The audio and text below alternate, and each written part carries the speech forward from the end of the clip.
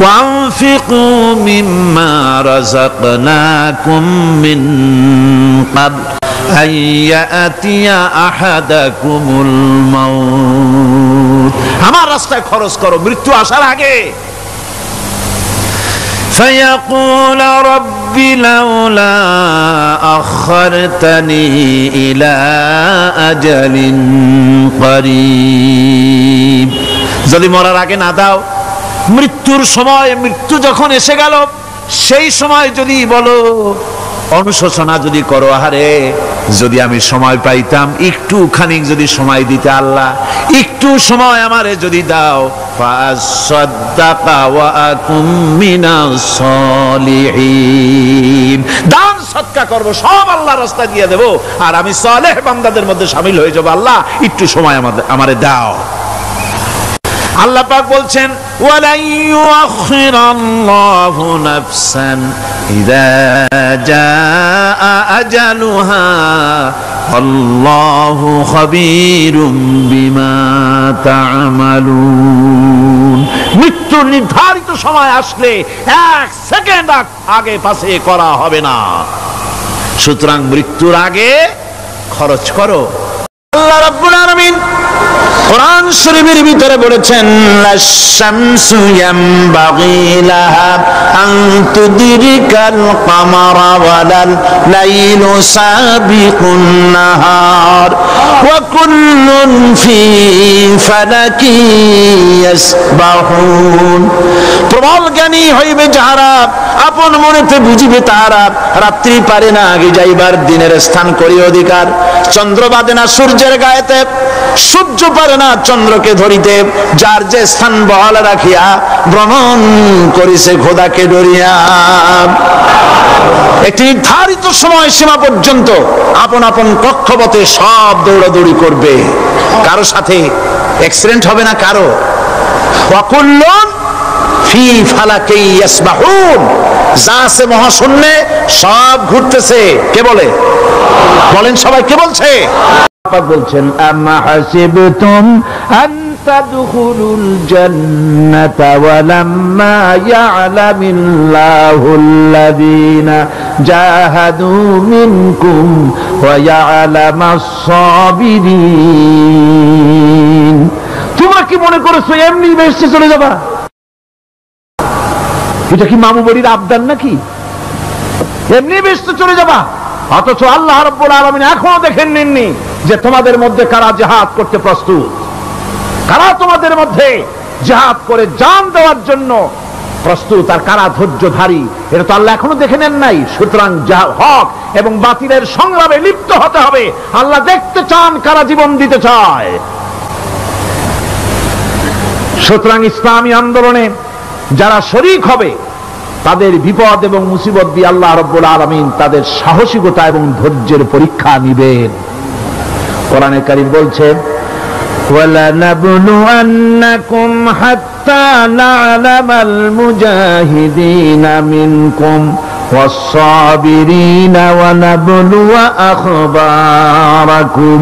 অবশ্যই আমি তোমাদেরকে পরীক্ষার সম্মুখীন করব, আর তোমাদের মধ্যে সত্যিকার মুজাহিদ, দৃঢ়তা অবলম্বনকারী কারা আমি তা দেখব। এটা যেন আমি দেখে নিতে পারি, সেই জন্য আমি বিপদ এবং মুসিবতের মধ্যে তোমাদের ফেলব। ধৈর্যধারীদের উপরে আমার রহমত অবশ্যই থাকবে। সবর এমন এক সম্পদ যা ধারণ করলে পরে আল্লাহ রাব্বুল আলামিন রাষ্ট্রীয় ক্ষমতা দান করে দেন। কোন সুবহানাল্লাহ, জোরে কোন সুবহানাল্লাহ। ধৈর্য ধারণ করলে আল্লাহ রাষ্ট্রের মতো বিরাট নিয়ামত আল্লাহ হাতে তুলে দিবেন।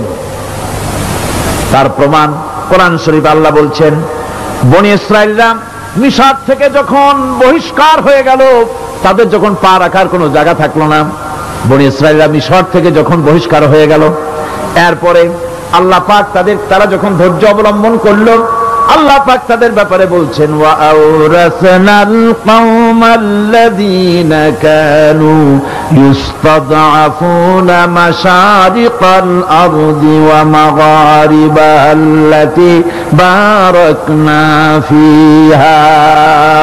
আর তাদের স্থলে আমি নির্যাতিত লোকদেরকে প্রতিষ্ঠিত করলাম, পশ্চিম এবং উত্তরের তাদেরকে আমি পশ্চিম এবং পশ্চিম এবং পূর্বের উত্তরাধিকারী তাদেরকে বানায় দিলাম, বিরাট এলাকা তাদের হাতে আমি তুলে দিলাম। ওয়াতাম্মাত কালিমাতু রাব্বিকাল হুসনা আলা বানি ইসরাঈলা বিমা সাবারু। আর এভাবে করে আল্লাহ পাক তার কথাকে পূর্ণ করলেন বনি ইসরাইলদের উপরে সবর এখতিয়ার করার জন্য, ধৈর্য ধরার কারণে আল্লাহ পাক রাষ্ট্রের মালিক তাদের বানায় দিলেন। যেরকম সুবহানাল্লাহ।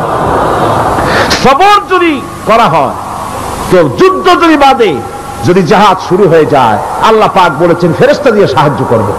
যদি সবর থাকে তোমাদের, সবর থাকলে আল্লাহ কি দিয়ে সাহায্য করবেন? ফেরেশতা দিয়ে।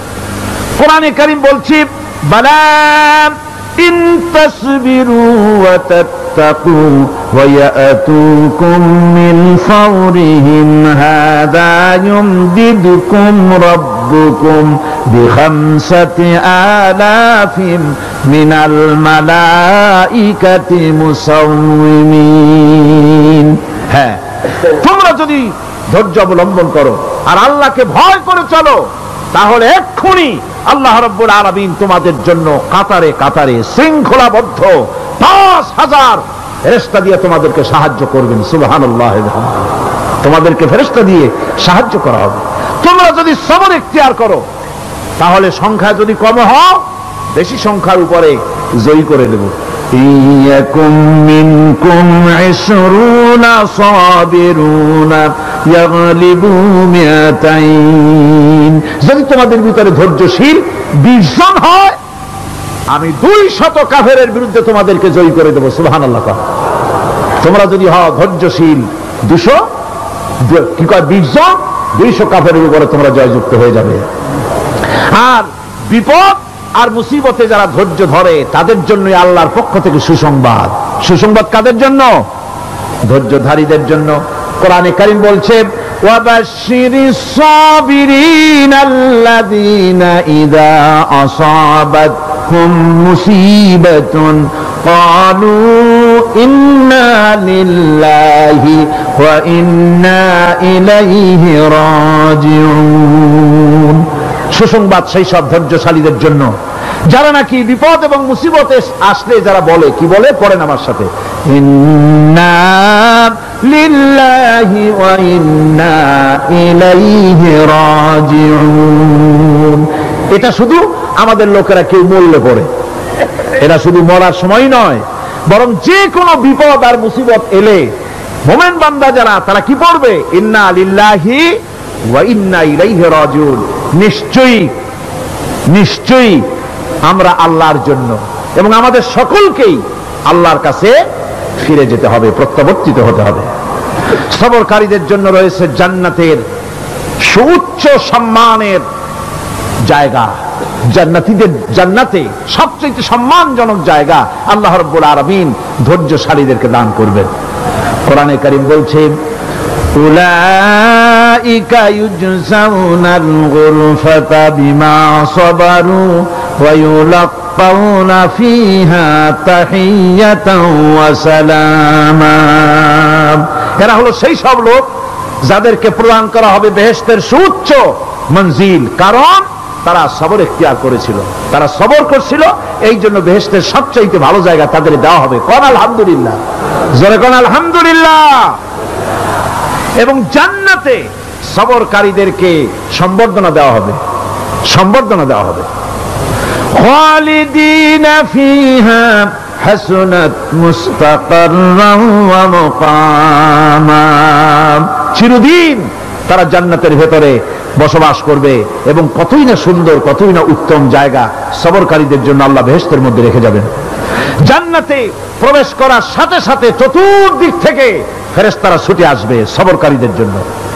ওয়াল মালাইকাতু ইয়াদখুলুনা আলাইহিম মিন কুল্লি বাব।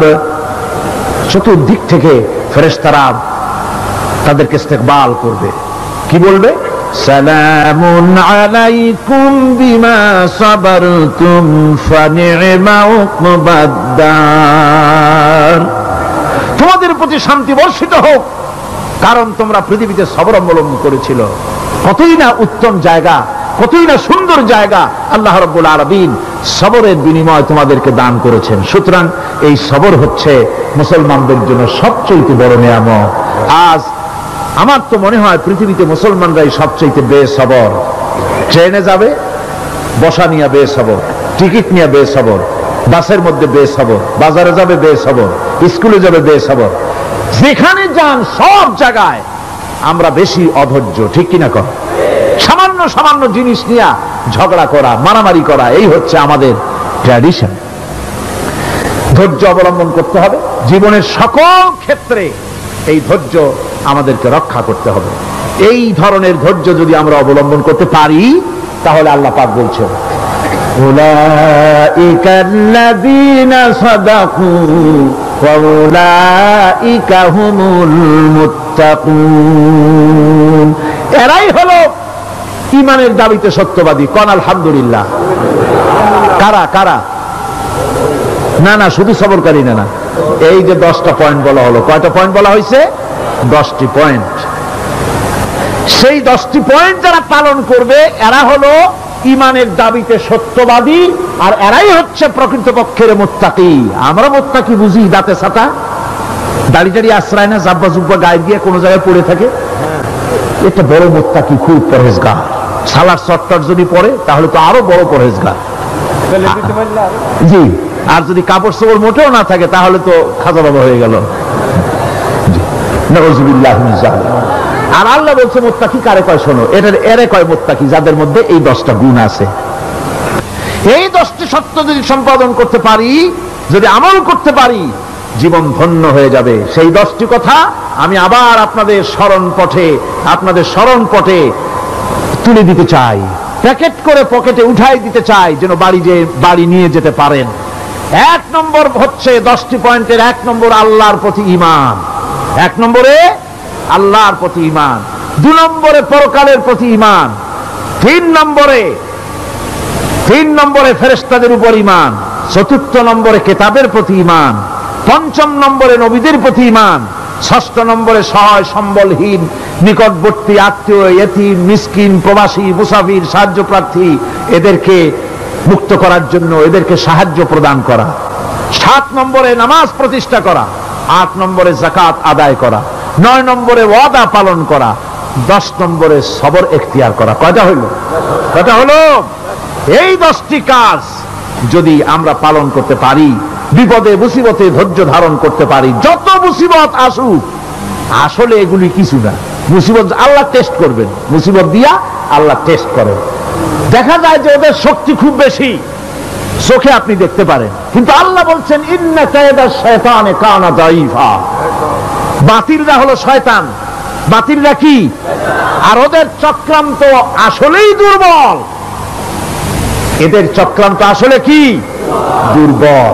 কাজেই এগুলিকে ভয় করা যাবে না। বিপদে মুসিবতে ধৈর্য ধারণ করে যদি অগ্রসর হওয়া যায় তো আল্লাহ রাব্বুল আলামিন এই 10টি পয়েন্ট যদি আমল করা যায়, দুনিয়াও শান্তি পাবো, আখিরাতেও শান্তি পাবো। যত মুসিবত আসুক, বিপদ আসুক, ধৈর্যের সাথে মোকাবেলা করতে হবে। ধৈর্যের অর্থ কি?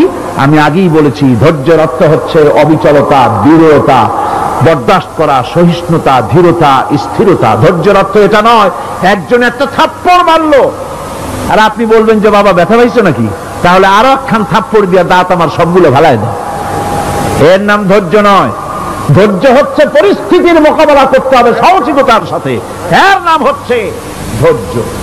ওই যে আমি একটা দৃষ্টান্ত দিয়ে থাকি, এক সাপ একবার মুরিদ হয়েছিল এক পীর সাহেবের কাছে। পীর বলছিলেন যে না, আমি তো এইসব সাপ টাপ মুরিদ বানাই না। কয় না হুজুর, আমারে বানান। তারপরে মুরিদ বানায় কিছু অজিফাতারে শিখাই দিল আর বললো খবরদার কাউকে দংশন করবে না। ঠিক আছে, সে যায়া জিজ্ঞাসা শুরু করে দিয়েছে।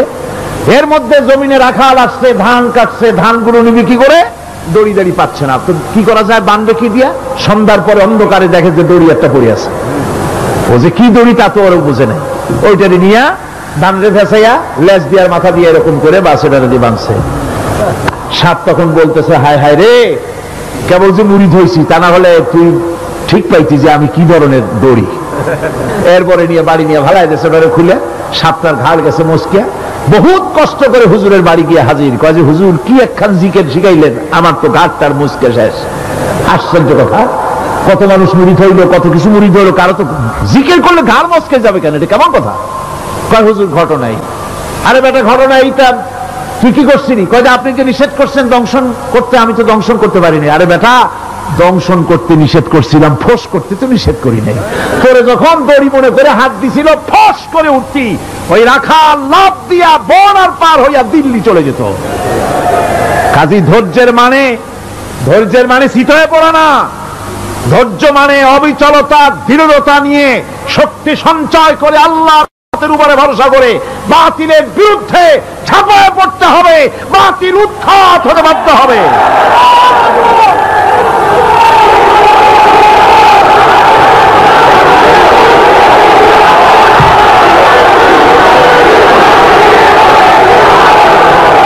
ভাইরা আমার,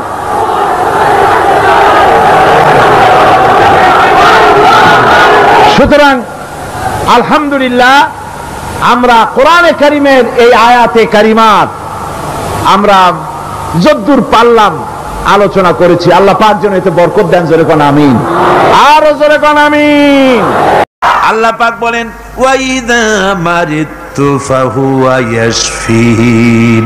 ইব্রাহিম আলাইহিস সালামকে দিয়ে আল্লাহ এই কথাও বলালেন, আমি যখন অসুস্থ হই আমার রোগ মুক্ত কে করে দেয়? বলেন না, কে করে দেয়? আল্লাহ রাব্বুল আলামিন রোগ মুক্ত করে দেন।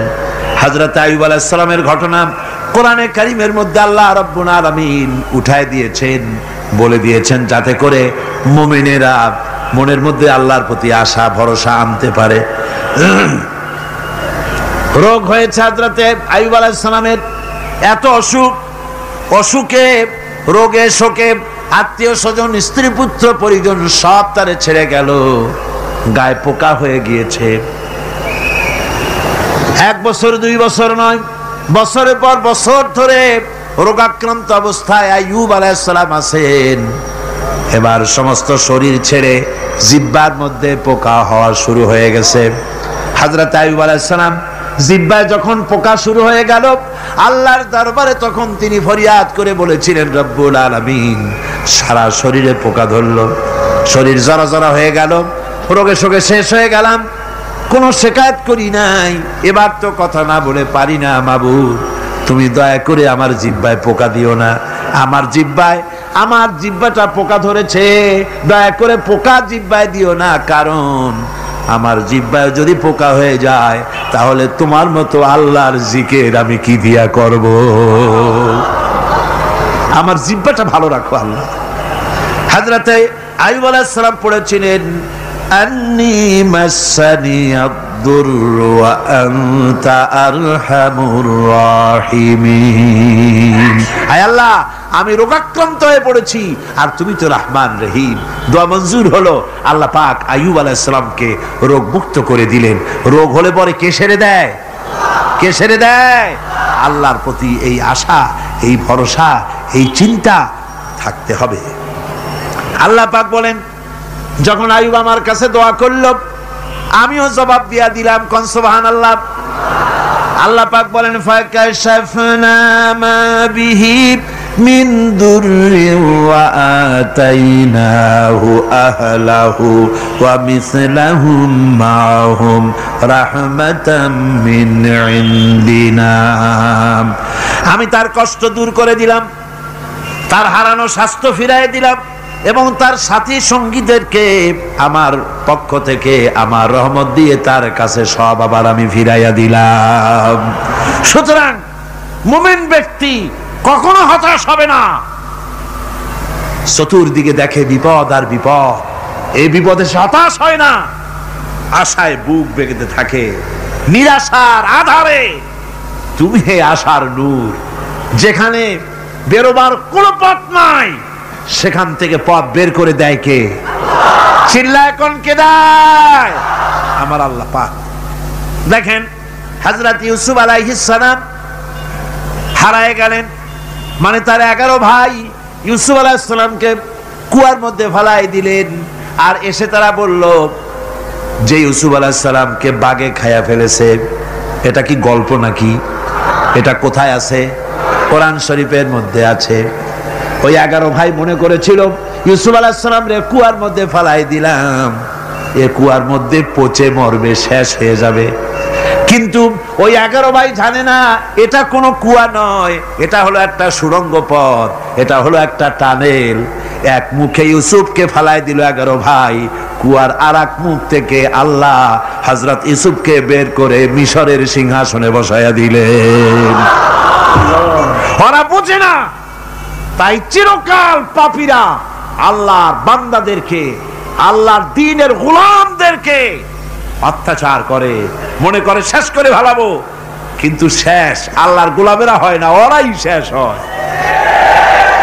নির্মূল যারা করতে চায় ওরাই নির্মূল হয়ে যায়। টিকে থাকে কে? আল্লাহর গোলামেরা। টিকে থাকে কে? আল্লাহর গোলামেরা টিকে থাকে। নির্মূলেরিয়া নির্মূলই হয়ে যায় সব সময়। ঠিক কিনা কর? জোরে বলেন ঠিক কিনা? ভাইরা আমার, হযরত ইয়াকুব আলাইহিস সালাম ছেলের চিন্তায় চিন্তায় চোখ দুটা অন্ধ হয়ে গেছে, কাঁদতে কাঁদতে চোখ অন্ধ হয়ে গেছে। কিন্তু হতাশ হন নাই, কারণ হতাশ হবে কেবলমাত্র কাফেরেরা। হতাশ হয় কারা? আল্লাহ বলেছেন হতাশ হয় কাফের, ইমানদার কখনো হতাশ হয় না।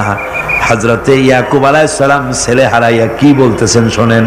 আল্লাহ তার কথা কোরআনে কারীমের ভিতরে আল্লাহ কি সুন্দর করে উঠায় দিয়েছেন।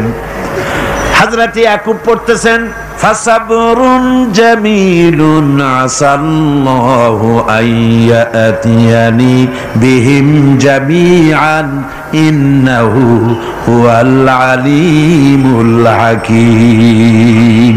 ফাসাবরুন জামিল, ধৈর্য ধারণ করাই এখন আমার জন্য উত্তম। আমি এখন ধৈর্য ধারণ করব, হয়তো শীঘ্রই আল্লাহ আমার যাদের হারাইছি তাদের সকলকে আল্লাহ আমার কাছে ফিরিয়ে দিবেন। তিনি সুবিজ্ঞ, তিনি প্রচন্ড ক্ষমতার মালিক। আশায় বুক বেঁধে থাকলেন তিনি। আর ইউসুফ আলাইহিস সালাম আজকে প্রেসিডেন্ট। তিনি মিশরের কি? তিনি কি? তিনি 11 ভাই গেছে সেইখানে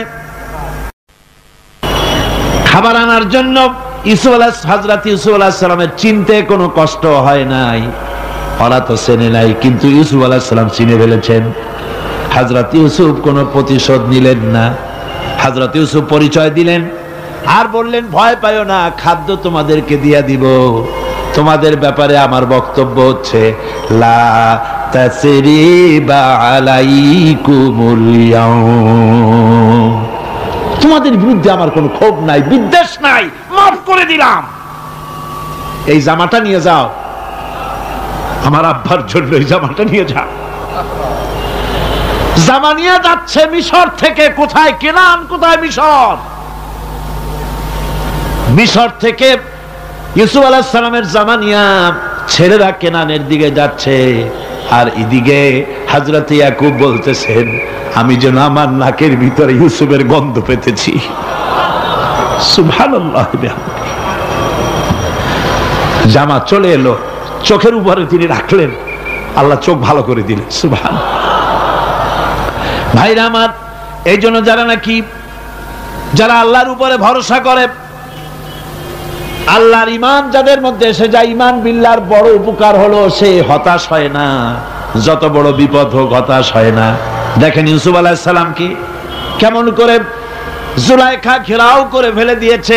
দরজা বন্ধ, তালা বন্ধ, জানালা বন্ধ, সিটকানি মারা, খিল মারা, তালা দেওয়া, বেরোবার কোনো পথ নাই, চতুর্দিকে নগ্ন চিত্র। এবার জুলাইখার প্রবৃত্তিকে চরিতার্থ করতে হবে, খারাপ কাজ করতে হবে, বেরোবার পথ নাই। হযরত ইউসুফ আলাইহিস সালাম তিনি জানেন দরজা সব বন্ধ, পালাবার পথ নাই, কিন্তু আল্লাহ রাব্বুল আলামিনকে তিনি ভয় করলেন। যুবক মানুষ, আল্লাহ রাব্বুল আলামিনকে ভয় করলেন। রাব্বুল আলামিনকে ভয় করে তিনি তালাবদ্ধ দরজার দিকে দৌড় মারলেন। রব্বুল আলামিন আপন কুদরতে সবগুলি দরজা খুলে দিলেন। ওয়া ইয়াত্তাকিল্লাহা ইয়াজআল লাহু মাখরাজা, যে ব্যক্তি আমারে ভয় করে, আমার পথে চলতে চায়, আমি রাস্তা খুলে দেই। সুবহানাল্লাহ বিহামদিহি। সুতরাং ইমানে বুক বাঁধো, জওয়ানেরা, তরুণেরা, হতাশ হওয়ার কোনো কারণ নাই, আশায় বুক বেঁধে থাকো। আপনারা বলেন, এই পৃথিবীতে ইউনূস আলাইহিস সালাম যে বিপদে পড়ছিলেন, এর চাইতে বড় বিপদ পৃথিবীতে কিছু হতে পারে? আপনাদের চিন্তায় বুঝি পারে? এই দিকের লোকেরা কথাই কয় না মুঠো। কি বলেন, পারে? এত বড় বিপদ চিন্তাও করা যায়? কোরআনে কারীমের মধ্যে আল্লাহ রাব্বুল আলামিন বলেন, ওয়াযান্নুন ইয যাহাবা মুগাদিবান ফাযান্না আন লান নাকদিরা আলাইহি। ইউনূস আলাইহিস সালামকে যখন মাছে গিলে ফেলে দিল, মাছ এবার পানির অতল তলদেশে চলে গেছে। মাছের পেটের ভিতরে দরজা নাই, জানালা নাই, ছিদ্র নাই, পালাবার কোনো পথ নাই। আছে? আছে? ফানাদা ফিল যুলুমাতি আন লা ইলাহা ইল্লা আনতা সুবহানাকা ইন্নী কুনতু মিনাজ জালিমিন। জানেন নাই দোয়া? পড়েন সবাই, লা ইলাহা ইল্লা আনতা সুবহানাকা ইন্নী কুনতু মিনাজ জালিমিন। হায় আল্লাহ, তোমার পবিত্রতা ঘোষণা করতেছি, তুমি ছাড়া কেউ নাই, আমার তো আর বাঁচার উপায় নাই, আমি আমার উপরে জুলুম করেছি, আর তোমার পবিত্রতা ঘোষণা করতেছি। জিকির করতেছেন তিনি মাছের পেটের মধ্যে বসে। আল্লাহ রাব্বুল আলামিন বলেন, ইউনূস আলাইহিস সালাম মাছের পেটের ভিতরে বসে যে চিৎকারটা মারলেন, দুনিয়ায় কোনো তার বন্ধু বান্ধবেরা শোনে নাই, কোন রাজা বাদশারা শোনে নাই। মাছের পেটের মধ্যে ফানাদা ফিল যুলুমাত, যুলুমাত হলো জমায় কাসির, এখানে তিনটা অন্ধকার ছিল। কয়টা অন্ধকার? একটা হলো মাছের পেটের অন্ধকার, একটা হলো রাতের অন্ধকার, আরেকটা হলো পানির অন্ধকার। ত্রিবিধ অন্ধকারের ভিতর থেকে ইউনূস আলাইহিস সালাম হতাশ হয়ে যান নাই, তিনি চিৎকার মেরে আল্লাহরে ডাক দিলেন। আল্লাহ কয়, আমি ডাক শুনছি, কেউ তোমার ডাক শোনে নাই, আমি তোমার আরশের মালিক, আমি আল্লাহ শুনতে পেয়েছি। শুধু শুনি নাই, জবাবও দিয়া দিলাম। ফাস্তাজাবনা লাহু ওয়া নাজ্জাইনাহু মিনাল গাম্মি ওয়া কাযালিকা নুজিল মুমিনিন। পড়েন না সবাই, ফাস্তাজাবনা লাহু ওয়া নাজ্জাইনাহু মিনাল গাম্মি ওয়া কাযালিকা নুজিল মুমিনিন। আমি আল্লাহ পাক বলেন, আমি ইউনূসের ডাক শুনলাম, ডাকের জবাব দিয়া দিলাম, আর মাছের পেটের ভিতরে বেদনার সৃষ্টি করে দিলাম। মাছ এবার ভেসে উঠলো। মাছের আর এখন কোন উপায় নাই বমি করা ছাড়া। মাছ কিনারায় চলে এলো, ইউনূসকে বমি করে ফেলে দিল। আল্লাহ কয়, শোনো দুনিয়ার মানুষেরা, শুধু ইউনূস আলাইহিস সালামকে নয়, ওয়া কাযালিকা, এইভাবে করে আমার মুমিন বান্দারা যদি বিপদে পড়ে আর আমারে ডাকে, আমি রব্বুল আলামিন এইরকম বিপদ দিয়া বাঁচায়া দেব। বিপদ থেকে বাঁচাবেন কে? সুতরাং গতকালকের মতো আবারও বলি, বিপদ আসতে পরে মুসলমানেরা মাজারে দৌড়ায় বেশি। কন নাউজুবিল্লাহ, জোরে কন নাউজুবিল্লাহ। বিপদ আসে আর মাজারে চলে যায়, যাইয়া সেখানে কাঁদে, মাজারের উপরে মাথা ঘা দিতে থাকে, পয়সা দেয়, মোনাজাত করে, কাঁদতে থাকে, মাজারওয়ালার কাছে বিপদ মুক্তি চায়। আহা, নাউজুবিল্লাহ পড়ে। আবারও কন নাউজুবিল্লাহ। বিশ্বাস করুন আমার ভাইরা, বিশ্বাস করুন, আল্লাহর কোরআন আমার হাতে। মাজারওয়ালার কাছে কানলে পরে ওই মাজারে যিনি শুয়ে আছেন, আল্লাহর কসম, তার কোনো ক্ষমতা নাই আপনাকে বিপদ থেকে বাঁচাতে পারে। আছে ক্ষমতা? জোরে বলেন, আছে?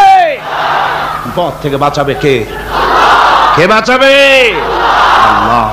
আপনারা টাকা দেন, আর ওই টাকাগুলি ওইখানে মাজারে বৈশা জনমের খাওয়া খায় মাজারের পাহারাদার এক শ্রেণীর পান্ডারা। টাকাগুলা মাথায় দেখবেন মাজার কেন্দ্র করে লাল লাল চাদর গায়, তারপরে শট, মাথায় জট, দাড়িতে জট, দাড়িতে জট আর মোষ। হায়রে মোষ! 6টা টর্চ লাইট দিয়েও যদি আপনি খোঁজেন মুখ তালাশ করে পাবেন না, এত মোষ। সমানে গাঁজা খায় আপনার পয়সা দিয়ে, ধর্মের নামের ব্যবসা করে। যাই দেখেন মাজারগুলো, প্রত্যেকটা মাজারে 5টা 10টা লোক বসা আছে। ঘাট ধরে বের করে দাও আর বলো মাজারে বসে আছো কেন? মসজিদে যাও। কোথায় যাবে? কোথায় যাবে? মসজিদে। আল্লাহর থামো, আল্লাহর ওলিদের মাজার ঘেরাও করে রেখে দাও, যত্ন করে রেখে দাও। গরু, ছাগল, ভেড়া, হাবিজাবি কিছু যেন যেতে না পারে, যত্ন করে রাখো, সম্মান দিয়ে রাখো। কিন্তু তোমার ওখানে পাহারা দিতে বলছে কে? তুমি ওখানে বসে থাকো কেন? গুড় যেখানে পিঁপড়া সেখানে। পয়সা দেওয়া বন্ধ করে একটারও পাবেন না ওখানে, ঠিক কিনা কর? সব ধান্দাবাজ পয়সার লোভে ওখানে বসে থাকে, গাঁজা খায়, মদ খায়, নামাজ পড়ে না। আর আপনার টাকা দিয়া খোঁজ নিয়ে দেখেন মাজারের মুতল্লি যত আছে সব বাসের মালিক, ট্রাকের মালিক, কোটি কোটি টাকার ব্যবসা করে। সুতরাং এগুলি ছাড়েন, এ ধান্দাবাজি বন্ধ করুন। মাজারের সাথে কোনো সম্পর্ক নাই। মুসলমানের সম্পর্ক কেবল মসজিদের সাথে।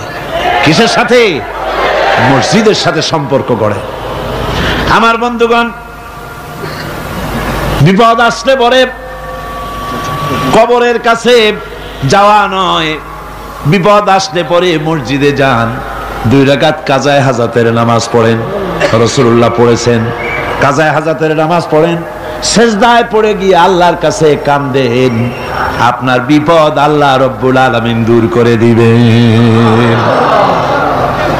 আরে এমন আল্লাহরে থুইয়া কি যে বলবো, মানুষের যে কি হইছে। আমি সিলেটে দেখেছি শাহজালাল রহমতুল্লাহ আলাইহি, আল্লাহর ওলি, শাহ আমানত আল্লাহর ওলি, শাহ মাখদুম আল্লাহর ওলি। এই ওলিরা কোনদিন বলে যায় নাই যে আমার মাজারে পাহারা দিয়ে তোমরা টাকা আদায় করো। বলছে কেউ? শাহজালাল রহমতুল্লাহ আলাইহির মিশন কি ছিল আর এই পাগলেরা করে কি? হযরত শাহজালালের তরবারি আজও আছে। আমি তরবারি দেখেছি, দোধারি তরবারি হাতে নিয়ে এসেছেন। এক হাতে ছিল তরবারি আর এক হাতে ছিল আল্লাহর কোরআন। যখন সিলেটে ঢুকলেন, সিলেটে যখন ঢুকলেন, গৌর গোবিন্দ তার সব কিছু তিনি আজান দেওয়ালেন। আজান শোনা মাত্র মূর্তিগুলো কাঁপতে লাগলো। গৌর গোবিন্দের কলজা গলার কাছে চলে আসছে, জিজ্ঞেস করছে ব্যাপারটা কি, এরকম হচ্ছে কেন? জ্যোতিষীরা বলল যবন এসেছে, মেলেচ্ছ এসেছে, আর উপায় নাই। শাহজালাল রহমতুল্লাহ আলাইহি তিনি বসলেন গেটের কাছে, এবার সব পালাচ্ছে। গৌর গোবিন্দ বলল সাপুরিয়াদের ডেকে যে আমারে একটা বাক্সের মধ্যে ভরিয়া সাপ বলে চালাই দিও, আমি সামনে পড়তে চাই না। ভয়তে কলজা গলার কাছে চলে আসছে শুধু আজান শুনে। এরপরে লোক সব চলে যাচ্ছে, উনি দেখতেছেন যাও যাও যাচ্ছে সব। তারপরে ঝুড়িতে করে যাচ্ছে সাপুরিয়ারা, তোমাদের মধ্যে কি সাপ? যাও যাও যাও। এরপরে বড় একটা বাক্স, ওইটার মধ্যে কি? কাজে হুজুর আমরা সাপ খেলা দেখি, এর মধ্যে সাপ। নামাও, আমি সাপ খেলা দেখবো, নামাও ওটা। এরপরে বাক্স খুলছে, দেখে যে আসল সাপ বাইর হয়েছে। গৌর গোবিন্দ বলল যে আমার রাজত্ব ছেড়ে দিলাম, আমারে জানে বাঁচা। শাহজালাল রহমতুল্লাহ আলাইহি বললেন আমি তো মারতে আসি নাই, আমি তো হত্যাকাণ্ড করতে আসি নাই, আল্লাহর দ্বীনকে নিয়ে এসেছি। তিনি ক্ষমা করে দিলেন। সেই শাহজালাল রহমতুল্লাহ আলাইহির মাজারে লোকেরা বিভিন্ন জায়গা দিয়ে যায়, বাস ভরে ভরে যায়, যাইয়া চাদরের উপরে যাইয়া মাথা ঘা দিতে থাকে আর কাঁদতে থাকে। কতগুলো গজাল মাছ আছে, বিরাট বিরাট গজাল, গায়ে শ্যাদলা পড়ে গেছে, দেখলে মনে হয় যেন রিটায়ার্ড অফিসার, এরকম মোটা। ওগুলারে মুড়ি খাওয়ায়, কলজা খাওয়ায়। একটা কুয়া আছে, পানি এত পচা, কয় যে এইটার আর এক মুখ হলো জমজমের সাথে মিশানো। নাউজুবিল্লাহ। হায় রে মানুষ, মুসলমানের আকীদা হয় এত খারাপ, আকীদা বত্তর হয়ে গিয়েছে। এগুলি ধর্মের নামের ব্যবসা, এগুলি জোরে বলেন কি? এই ব্যবসা বন্ধ করতে হবে, এই ব্যবসা বন্ধ করতে হবে। এরা ধর্মের নামে লুটেরা, চাদর দিয়ে, আগরবাতি দিয়ে, মোমবাতি দিয়ে, সেজদা দিয়ে মুশরিক হয়ে যাচ্ছে, ইসলাম থেকে খারিজ হয়ে যাচ্ছে। আমার কাছে রিপোর্ট এসেছে প্রচন্ড ভিড়ে মানুষের কষ্ট হচ্ছে, তো কি করা যাবে? আমি বললাম ভিড়, আর আপনারা যদি ভিড় দেখতে চান তাহলে তো সব লোক দাঁড়ায় যাবে, আপনাদের তো দেখার দরকার নেই। একটু চেপে চেপে বসেন আর জোরে সোরে জিকির করেন, লা ইলাহা ইল্লাল্লাহ, লা ইলাহা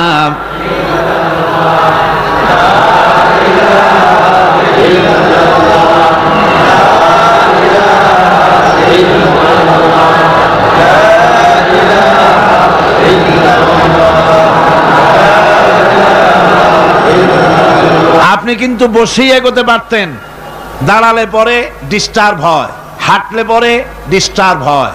নিজের কপালটারে খারাপ করেন না, এত সুন্দর আল্লাহর কথা শোনা থেকে নিজেকে মাহরুম করতে চেষ্টা করেন না। নিজেও শোনেন, অপরকেও শুনতে দেন। বসেন, মাজা ব্যথা করবে না, আল্লাহ মাজা ব্যথা ভালো বানায় দেবে যত সময় বসবেন। কোন আলহামদুলিল্লাহ। আপনারা বসছেন যে জায়গাটায়, এটা বেহেশতের টুকরা। এটা কি? এরা প্যারেড ময়দান নয়। মাজালিসুল ইলম হিয়া রাউযাতুম মিন রিয়াদিল জান্নাহ। হযরত আলী বলেছেন, যেখানে ইলম চর্চা হয়, কোরআন আলোচনা হয়, হাদিস আলোচনা হয়, সেটা কোনো সাধারণ জায়গা না, সেটা জান্নাতের টুকরা হয়ে যায়। জোরে কোন সুবহানাল্লাহ।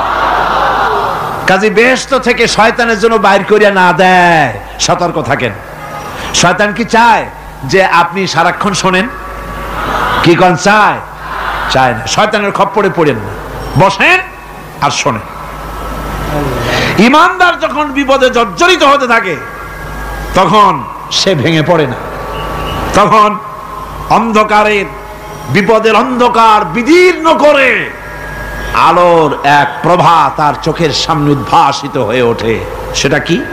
সেটা হলো আল্লাহ রাব্বুল আলামিনের বাণী, ফাইন্না মাআল উসরি ইউসরান, ইন্না মাআল উসরি ইউসরা।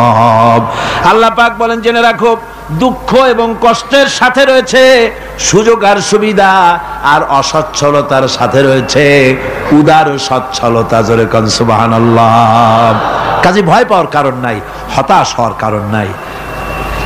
মন আশায় বুক বেঁধে রাখো। গুনাহ করেছ, হতাশ হয়ো না। যুবকদের গুনাহ করা স্বাভাবিক। ইউনিভার্সিটির ছাত্র, কলেজের ছাত্র, প্রফেসর, শিক্ষক, অফিসার ঘুষ খেয়েছেন, জিনা করা হয়েছে, মদ খাওয়া হয়েছে, মিথ্যা কথা বলা হয়েছে, যাই কিছু করেন না কেন ভয় পাওয়ার কারণ নাই, নিরাশ হওয়ার কোনো দরকার নাই। আল্লাহ পাক ডেকে বলেছেন, কুল ইয়া ইবাদিয়াল্লাযীনা আসরাফু আলা আনফুসিহিম লা তাকনাতু মির রাহমাতিল্লাহ। আরে আমার আল্লাহর মতো এত ভালো আর কেউ আছে? এত দরদ আর কারো আছে? আমার আল্লাহ বলেন, ও নবী, আপনি শুনায় দেন, হে আল্লাহর বান্দারা, তোমরা যারা নিজেদের উপরে বাড়াবাড়ি করেছো, নিজেদের উপরে জুলুম করেছো, অত্যাচার করেছো, আমি আল্লাহর রহমত থেকে নিরাশ হয়ে যেও না। মানুষ যদি অপরাধ করে, বাপের সাথে অপরাধ করেছে, মায়ের সাথে অপরাধ করেছে, মা বাবা সন্তানের চাইতে এত বড় কল্যাণকামী তো আর কেউ নাই। কিন্তু মা বাবা কোনোদিন বলে না আয় আমার ছেলে তোরে মাফ করে দেই, এরকম বলে নাকি? মন চায় ছেলে যদি মাপ চাইতো খুশি হয়ে মাফ করে দিতাম, কিন্তু কেন যে আসে না, ডাকে না যে আয় মাফ করে দেই। মা বাপ আপনাকে এত ভালোবাসে, সেই মা বাপও আপনাকে বলে না যে আয় মাফ করে দেই।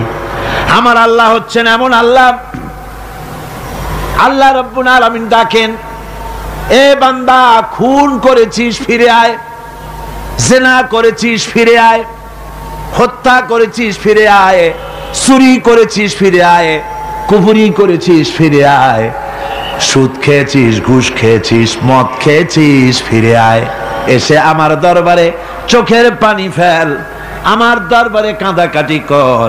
ইন্নাল্লাহা ইয়াগফিরুয যুনুবা জামিআ ইন্নাহু হুয়াল গফুরুর রহিম। আমার দরবারে চোখের পানি ফেলে কান, আমি রব্বুল আলামিন জিন্দেগীর গুনাহ মাফ করে দেব। সুবহানাল্লাহ কোন, সুবহানাল্লাহ কোন। আমার কাছে কান, চোখের পানি ফেল। আল্লাহ রাব্বুল আলামিনের কাছে বান্দার দুইটা ফোঁটা বেশি প্রিয়। একটা হলো জিহাদের ময়দানে যে রক্ত ফোঁটা দেওয়া হয়, এটা আল্লাহর কাছে প্রিয়। আর আল্লাহর ভয়তে গুনার জন্য লজ্জা করে অনুশোচনা করে বান্দা যখন চোখের পানি ছেড়ে দেয়, আল্লাহর কাছে এটা অত্যন্ত প্রিয়।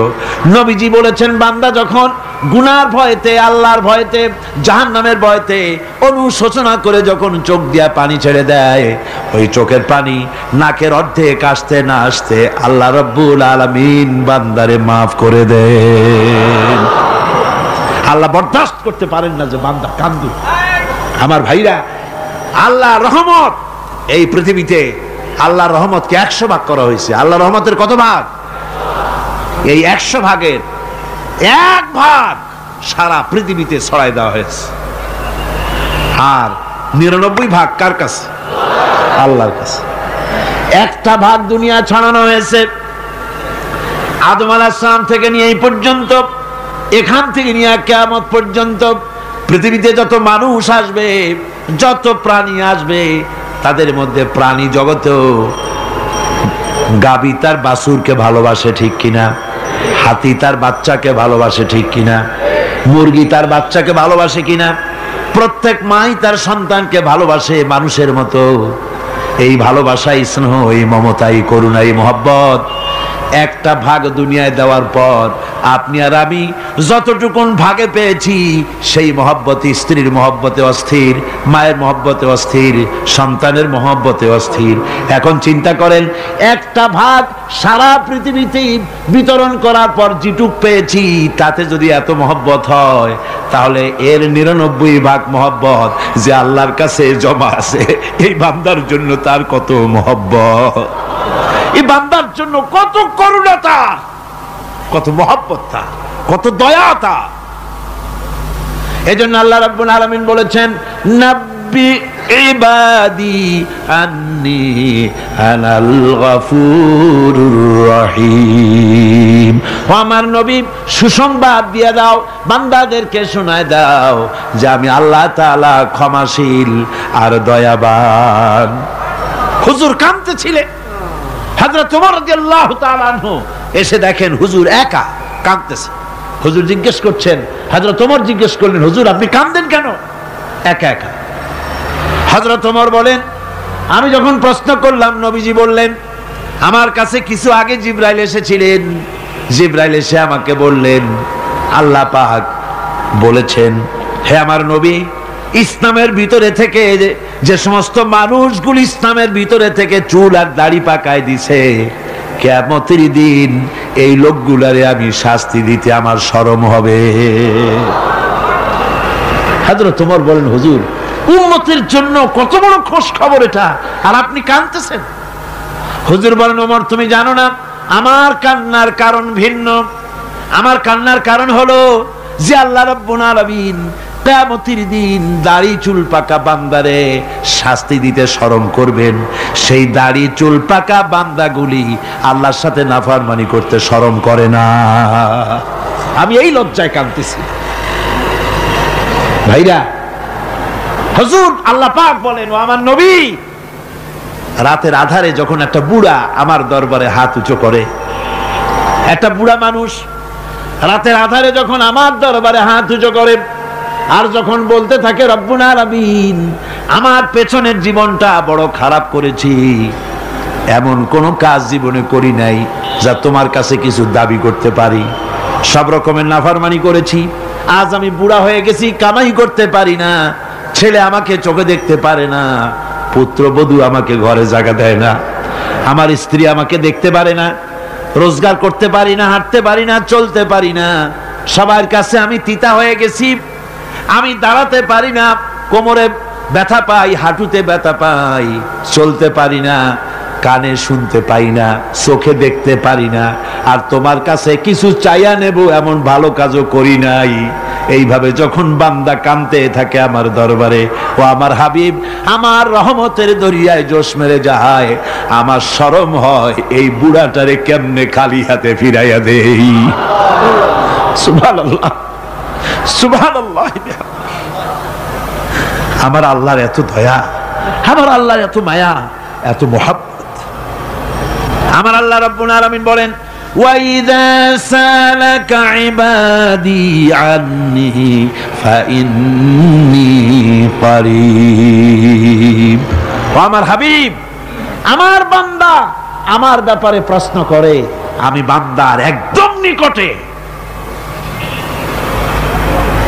কোরআন শরীফের ভিতরে যত জায়গায় রাসূলকে বলা হয়েছে সুয়ালের কথা, আপনাকে প্রশ্ন করা হয়, আল্লাহ তার জবাব কুল এই কথা বলে জবাব দিয়েছেন। যত জায়গায় সুয়াল এসেছে, যেমন কোরআনে কারীমের মধ্যে আল্লাহ পাক বলেন, ওয়ায়াসআলুনাকা আনিল মাহিদ, মেয়েদের হায়েজ সম্পর্কে জিজ্ঞাসা করা হয়, কুল হিয়া আযা, হে নবী আপনি বলুন। এভাবে করে কুল দিয়ে জবাব দেওয়া হচ্ছে। আবার প্রশ্ন করা হচ্ছে, ওয়ায়াসআলুনাকা আনিল আনফাল, এই গনিমতের মাল সম্পর্কে হুজুর আপনাকে, হে নবী আপনাকে প্রশ্ন করা হয়। আল্লাহ কুল দিয়া জবাব দিলেন, আল্লাহ বলেন আপনি বলেন। ওয়ায়াসআলুনাকা আনিল খামরি ওয়াল মাইসির, আল্লাহ পাক বলেন নবী আপনারে প্রশ্ন করা হয়, কুল ফিহিমা ইসমুন কাবীর, আল্লাহ কুল দিয়া বললেন তুমি বলো। আবার বলা হলো, ওয়ায়াসআলুনাকা আনিল আহিল্লা কুল হিয়া মাওয়াকিতু লিন্নাস, ও নবী আপনাকে প্রশ্ন করা হয় চাঁদের ক্রমবর্ধমান এবং ক্রমহ্রাস, এই যে বাড়ে আর কমে, পূর্ণিমা হয় অমাবস্যা হয়, কেন হয়? আপনি বলুন কুল, আপনি বলেন এটা আমি অক্ত এবং সময়, বছর আর দিন গণনা করার জন্য পৃথিবীবাসীদের জন্য বিনা পয়সায় একটা ক্যালেন্ডার বানাইয়া আকাশে ঝুলাই রেখেছি। এভাবে যত জায়গায় এসেছে আপনাকে প্রশ্ন করা হয়, তত জায়গায় আল্লাহ জবাব দিয়েছেন কুল, আপনি বলেন। গোটা কোরআন শরীফের ভিতরে এই একটি মাত্র জায়গা যেখানে বলা হয়েছে আপনাকে প্রশ্ন করা হয়, আল্লাহ এখানে বলতে পারতেন কুল আপনি বলেন, আল্লাহ তোমাদের নিকটবর্তী, এভাবে জবাব হয় নাই। এটা কায়দাটা হলো এই, আল্লাহ বলতেছেন ওয়াইজা সালাকা ইবাদি, ও আমার নবী প্রশ্ন তো আমার বান্দারা আমার ব্যাপারে করেছে, এবার আপনার জবাবের কোনো দরকার নাই, প্রশ্ন আমার ব্যাপারে আমি নিজে জবাব দিয়ে দেই, ফা ইন্নী কারীব, ও বান্দা আমার ব্যাপারে প্রশ্ন করেছিস, জবাব আমি দেই, আমি তোর সবচাইতে বেশি নিকটে। সুবহানাল্লাহ, কত নিকটে? ওয়ানাহানু আকরাবু ইলাইহি মিন হাবলিল ওয়ারিদ, তোর যে রগ এই শাহরগের চাইতেও আমি তোর বেশি কাছে। সুবহানাল্লাহ, আমারে ডাক, আমারে ডাক, কলিজা দিয়া ডাক, অন্তর দিয়ে ডাক। মনের থেকে মানুষ যদি ডাকে মুখের ডাক আর মনের ডাক এক জিনিস নয়। দিল সে जो बात निकलती है असर रखती है पर नहीं मगर ताकते परवाज रखती है। দিল থেকে যে কথা বেরোয় তা প্রভাব বিস্তার করে, ডানা নাই কিন্তু ওড়ার ক্ষমতা রাখে। মনের কথাই ভিন্ন। মন থেকে, দিল থেকে, কলিজা থেকে, অন্তরের গভীর কন্দর থেকে মোহাব্বতের সাথে কেউ যদি একবার বলে আল্লাহ, বলেন আল্লাহ আল্লাহ আল্লাহ, আল্লাহ রাব্বুল আলামিন বলেন অন্তরের অন্তঃস্থল থেকে একটি বার যদি বান্দা বলেন আল্লাহ, আল্লাহ বলেন 70 বার সাড়া দিয়া জিজ্ঞেস করি বান্দা কি চাও, আমি তোমার কাছে আসি। সুবহানাল্লাহ, আমি তোর একদম কাছে, কি চাস বল, বল আমার কাছে। এমন দয়াবান, এমন মেহেরবান, এমন আল্লাহ আমাদের। সে আল্লাহ রাব্বুল আলামিন তিনি বলছেন وقال ربكم ادعوني استجب لكم, তোমাদের রব বলেছেন আমারে ডাকো, আমি আল্লাহ ডাকের সাড়া দিয়া দেব। সুবহানাল্লাহ। কারে ডাকতে হবে? কারে ডাকতে হবে? এই বিশাল জনসমুদ্র একযোগে চিল্লা কোন কারে ডাকতে হবে? কোন পীর সাহেবকে নয়, আল্লাহর কসম কোন খাজা বাবাকে নয়, ডাকতে হবে কারে? চিল্লা এখন কারে? ওয়াকালা রাব্বুকুম উদউনি, তোমার রব তোমাকে বলতেছে আমারে ডাকো, আস্তাজিব লাকুম, আমারে ডাকবে আমি সাড়া দিয়ে দেব। সুবহানাল্লাহ। আল্লাহকে ডাকেন, কি চাই আপনার বলেন, কি চাই? আল্লাহর কাছে চান, আল্লাহ দিয়ে দিবে। দেওয়ার জায়গা আল্লাহর কাছে চাইবেন, আল্লাহ দিবেন। দেওয়ার জায়গা, চাওয়ার জায়গা হলো সেজদায় পড়ে যাবেন। আমার ভাইয়েরা জায়গাটা চিনায় দিলাম। মাজারে যাওয়া লাগবে না, কবরে যাওয়া লাগবে না। 2 রাকাত নামাজ পড়ে সেজদায় পড়ে গিয়া যত বিপদ আছে, মুসিবত আছে, সেজদার মধ্যে চোখের পানি ছেড়ে দেন আর কেন্দে কেন্দে জীবনের কথা বলেন। আল্লাহ রাব্বুল আলামিন আপনার আওয়াজ শুনবেন আর দোয়া কবুল করে নিবেন। কামতে হবে আল্লাহর কাছে। কার কাছে? আল্লাহর কাছে। সুম্মা ইস্তাগফিরুল্লাহ, আর এরপরে সে যদি আমি আল্লাহর কাছে ক্ষমা চাই, ইয়াজিদিল্লাহ গফুরার রহিমা, সে আমি আল্লাহকে গফুর এবং রহিম হিসাবে পাবে। সুবহানাল্লাহ। আল্লাহকে গফুর এবং রহিম হিসাবে পাওয়া যাবে। সব আল্লাহকে বলতে হবে, গুনাহ মাফ চাইতে হবে। এই জন্য হুজুর সাল্লাল্লাহু আলাইহি ওয়াসাল্লাম দৈনিক 100 বার তওবা পড়তেন। কোন হাদিসে আছে 70 বার, কোন হাদিসে আছে 100 বার তওবা পড়তেন। নামাজের পরে তো প্রত্যেক নামাজই পড়তেন হুজুর, সালাম ফিরাতেন আর সাথে সাথে বলতেন আল্লাহু আকবার, আস্তাগফিরুল্লাহ আস্তাগফিরুল্লাহ আস্তাগফিরুল্লাহ। মনে থাকবে আপনাদের? মনে থাকবে? সালাম ফিরাইয়া কি বলবেন? না, সালাম ফিরাবার সাথে সাথে বলবেন আল্লাহু আকবার, তারপরে পড়বেন আস্তাগফিরুল্লাহ আস্তাগফিরুল্লাহ আস্তাগফিরুল্লাহ। তওবা পড়বেন, আল্লাহর কাছে সবসময় গুনাহ মাফ চাইতে থাকবেন, বিনীত থাকবেন। আল্লাহকে পাওয়া যাবে, তাকে রহিম হিসাবে পাওয়া যাবে। সুতরাং ঈমান বিল্লাহ, আল্লাহর প্রতি ঈমান আনলে পরে 4 নম্বরের যে উপকারটা হবে সেটা হলো হতাশায় ভুগবে না, নিরাশায় ভুগবে না, আশায় বুক বেঁধে উঠবে, ঈমান মজবুত হবে, আল্লাহর কাছে মানুষ বিনয়ী হয়ে যাবে। এবার 5 নম্বরের উপকার আমি বলছিলাম, ঈমান বিল্লাহ, আল্লাহর প্রতি ঈমান আনলে পরে অসংখ্য উপকার হয়, অসংখ্য বৈশিষ্ট্যের আছে। এর 6টা উপকারের কথা আমি বলবো। কয়টা? অসংখ্য উপকারের ভিতরে প্রধান 6টি উপকারের কথা বলবো। এর বললাম কয়টা? 4টে বলেছি। এবার বলো 5ম উপকারের কথা। আল্লাহর প্রতি আপনি পূর্ব পশ্চিমে কতবার মুখ ঘোরালেন, এটাই কিন্তু আপনার আসল সৎ কাজ নয়। আসল সৎ কাজ হলো আল্লাহর প্রতি ঈমান আনা। এই ঈমানের ব্যাপারে 3টা দিন আমরা পার করে দিলাম, এখনো কথা শেষ হয় নাই। আল্লাহর প্রতি ঈমান আনলে পরে যে উপকারটা হবে 5ম নম্বরে, সেটা হলো কঠোর এবং কঠিন বিপদের ভিতরে বান্দার ভিতরে অবিচলতা এবং ধৈর্যেও সৃষ্টি হয়ে যাবে। আলহামদুলিল্লাহ। কঠিন বিপদ মুসিবত আসলে পরে সে অবিচল থাকবে। সারা দুনিয়ার বিপদ আপদ, শত্রুতা, দুঃখ, কষ্ট, মুসিবত, জুলুম, নির্যাতন সবকিছু পাহাড়ের মতো উঁচু হয়ে তাকে ঘিরে ফেলবে, কিন্তু তাকে এক চুলও নাড়াতে পারবে না। আলহামদুলিল্লাহ। সারা পৃথিবী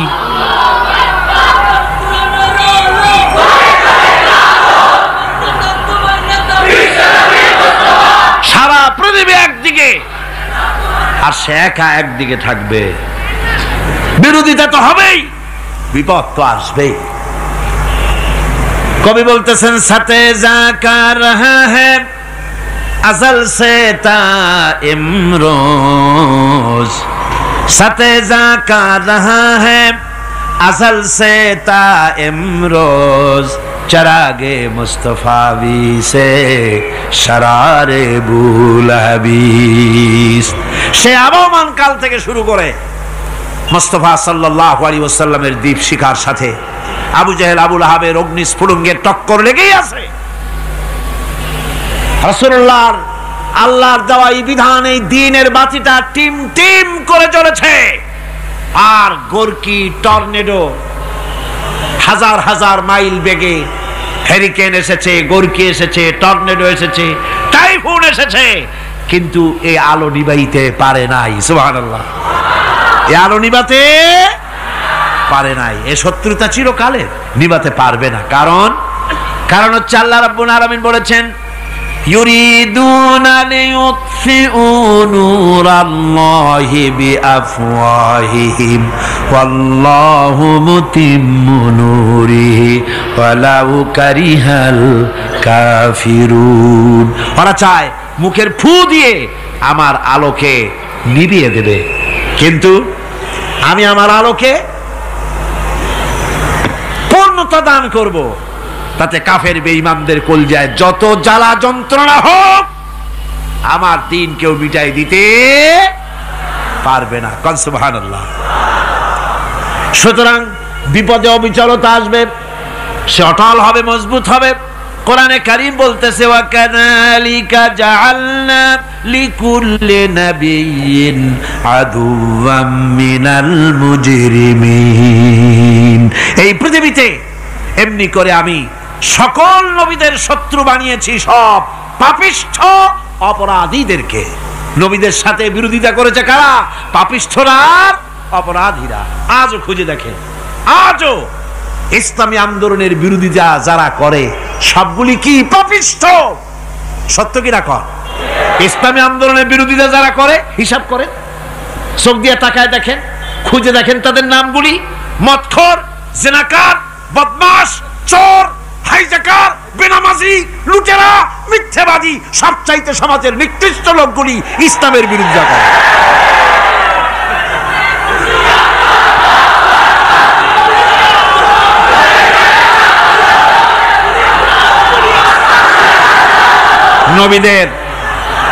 নবীদের শত্রু আল্লাহ বলেন সব যুগে নবীদের সাথে শত্রুতা করেছে পাপিষ্ঠরা। আল্লাহর কথা, কার কথা? সকল যুগে নবীদের সাথে শত্রুতা করেছে পাপিষ্ঠরা, নিকৃষ্ট ধরনের অপরাধীরা। সুতরাং নবী রাসূলদের অবস্থা যখন এই, তখন দ্বীনের দাওয়াত যারাই দেবে তাদের কিসমত এরকম হবেই। এই বাধার মোকাবেলা তাদেরও করতে হবে। এই যে বাধাটা আসে, এই যে মারে, অপরাধ কি? এই যে তারা চোর বা ডাকাত যাদের মারা হয়। আল্লাহ রাব্বুল আলামিন বলেন অপরাধ হলো ওয়ামা নাকামু মিনহুম ইল্লা আইয়ুমিনু বিল্লাহিল আজিজিল হামিদ। অপরাধ হচ্ছে ঈমানদার লোকদের উপরে নির্যাতন চালিয়েছে, অন্য কোনো কারণে নয়। কারণ একটাই, তারা আল্লাহর জমিনে আল্লাহর দ্বীন প্রতিষ্ঠা করতে চেয়েছে, আর কোনো অপরাধ না। জমিন আল্লাহর, জমিন কার? এই বিশাল জনসমুদ্র গর্জে উঠুন একযোগে, বলুন জমিন কার? আইন চলবে কার? এখানেই সংঘর্ষ বেঁধেছে আবহমান কাল ধরে। মানুষ অত্যাচারিত হয়েছে, সাহাবায়ে কেরাম অত্যাচারিত হয়েছেন। বুখারী শরীফের হাদিসে এসেছে রাসূল করিম সাল্লাল্লাহু আলাইহি ওয়াসাল্লামের কাছে হযরতে খাব্বাব গিয়ে উপস্থিত হয়েছিলেন। হযরতে খাব্বাব বলেন, হাদিসটা এভাবে লেখা হয়েছে বুখারীতে, ওয়ান খাব্বাব বিন আল-আরিদ রাদিয়াল্লাহু তাআলা আনহু قال شكونا إلى رسول الله صلى الله عليه وسلم وهو متوسد بردة له في ظل الكعبة।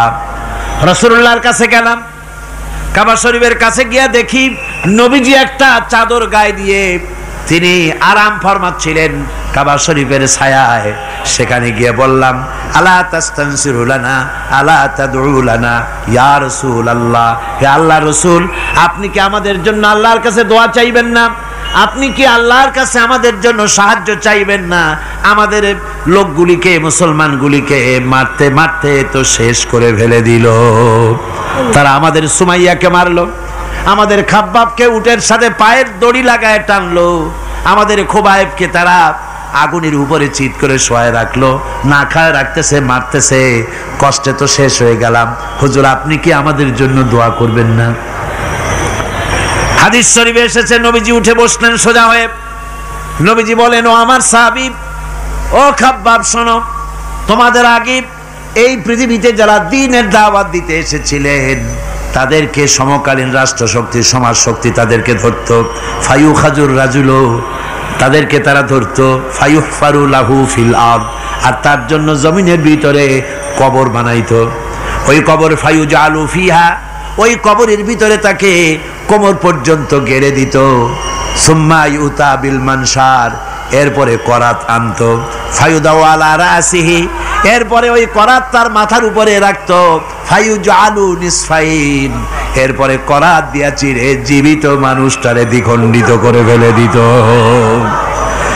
মা ইয়াসুদ্দুহু যালিকা আন দীনিহি, ও আমার খাব্বাব, এত কষ্ট দেওয়ার পরেও সেই যুগের কোন মুসলমানকে, দ্বীনের দায়ীদেরকে আল্লাহর দ্বীন থেকে এক চুলো তারা সরাই দিতে পারে নাই, এক চুলো সরাতে পারে নাই। ওয়াল্লাহি, ও খাব্বাব, আমি আমার আল্লাহর নামে কসম করে বলছি, লা ইউতাম্মান্নাল্লাহু হাযাল আমরা হাত্তা ইয়াসিরা আর-রাকিবু মিন সানা ইলা হাযরামাউত। আমি কসম করে বলি, আল্লাহ রাব্বুল আলামিনের এই সানা থেকে হাজারামাউত পর্যন্ত লোকেরা যাতায়াত করবে, সুন্দরী রমণীরা গমন করবে, সদাগরেরা যাতায়াত করবে, টাকা নিয়া পয়সা নিয়া যাতায়াত করবে। তাদের মনের মধ্যে লুটের ভয়, টাকার ভয়, চুরির ভয়, ডাকাতির ভয়, জেনার ভয়, হত্যার ভয়, ধর্ষণের ভয়, কোন ভয় থাকবে না। লা ইয়াখাফু ইল্লাল্লাহ, আল্লাহ ছাড়া কোনো ভয় থাকবে না। এমন একটা সমাজ, এমন একটা সময় আসবে। ওয়ালাকিন্নাকুম তাস্তাজিলুন, অথচ খুব তাড়াহুড়ো তোমরা করতেছো। তাড়াহুড়ো করো না, সময় আসবে ইনশাআল্লাহ। আর সে সময় আসছিল মদিনায়, আসে নাই? আসে নাই? সুতরাং আজও চট্টগ্রামের এই বিশাল জনসমুদ্রকে বলতে চাই, নির্যাতন, স্বৈরাচার, জুলুম, অত্যাচার, হত্যাকাণ্ড যা কিছু ঘটতেছে, ধৈর্য ধরুন, আন্দোলনে শরীক হন, জান বাজি রাখুন। এ বাংলাদেশেও আগামী যে পার্লামেন্ট হবে, আগামী জাতীয় নির্বাচনে যে পার্লামেন্ট তৈরি হবে, ইনশাআল্লাহ সেই পার্লামেন্ট হবে কোরআনের পার্লামেন্ট ইনশাআল্লাহ।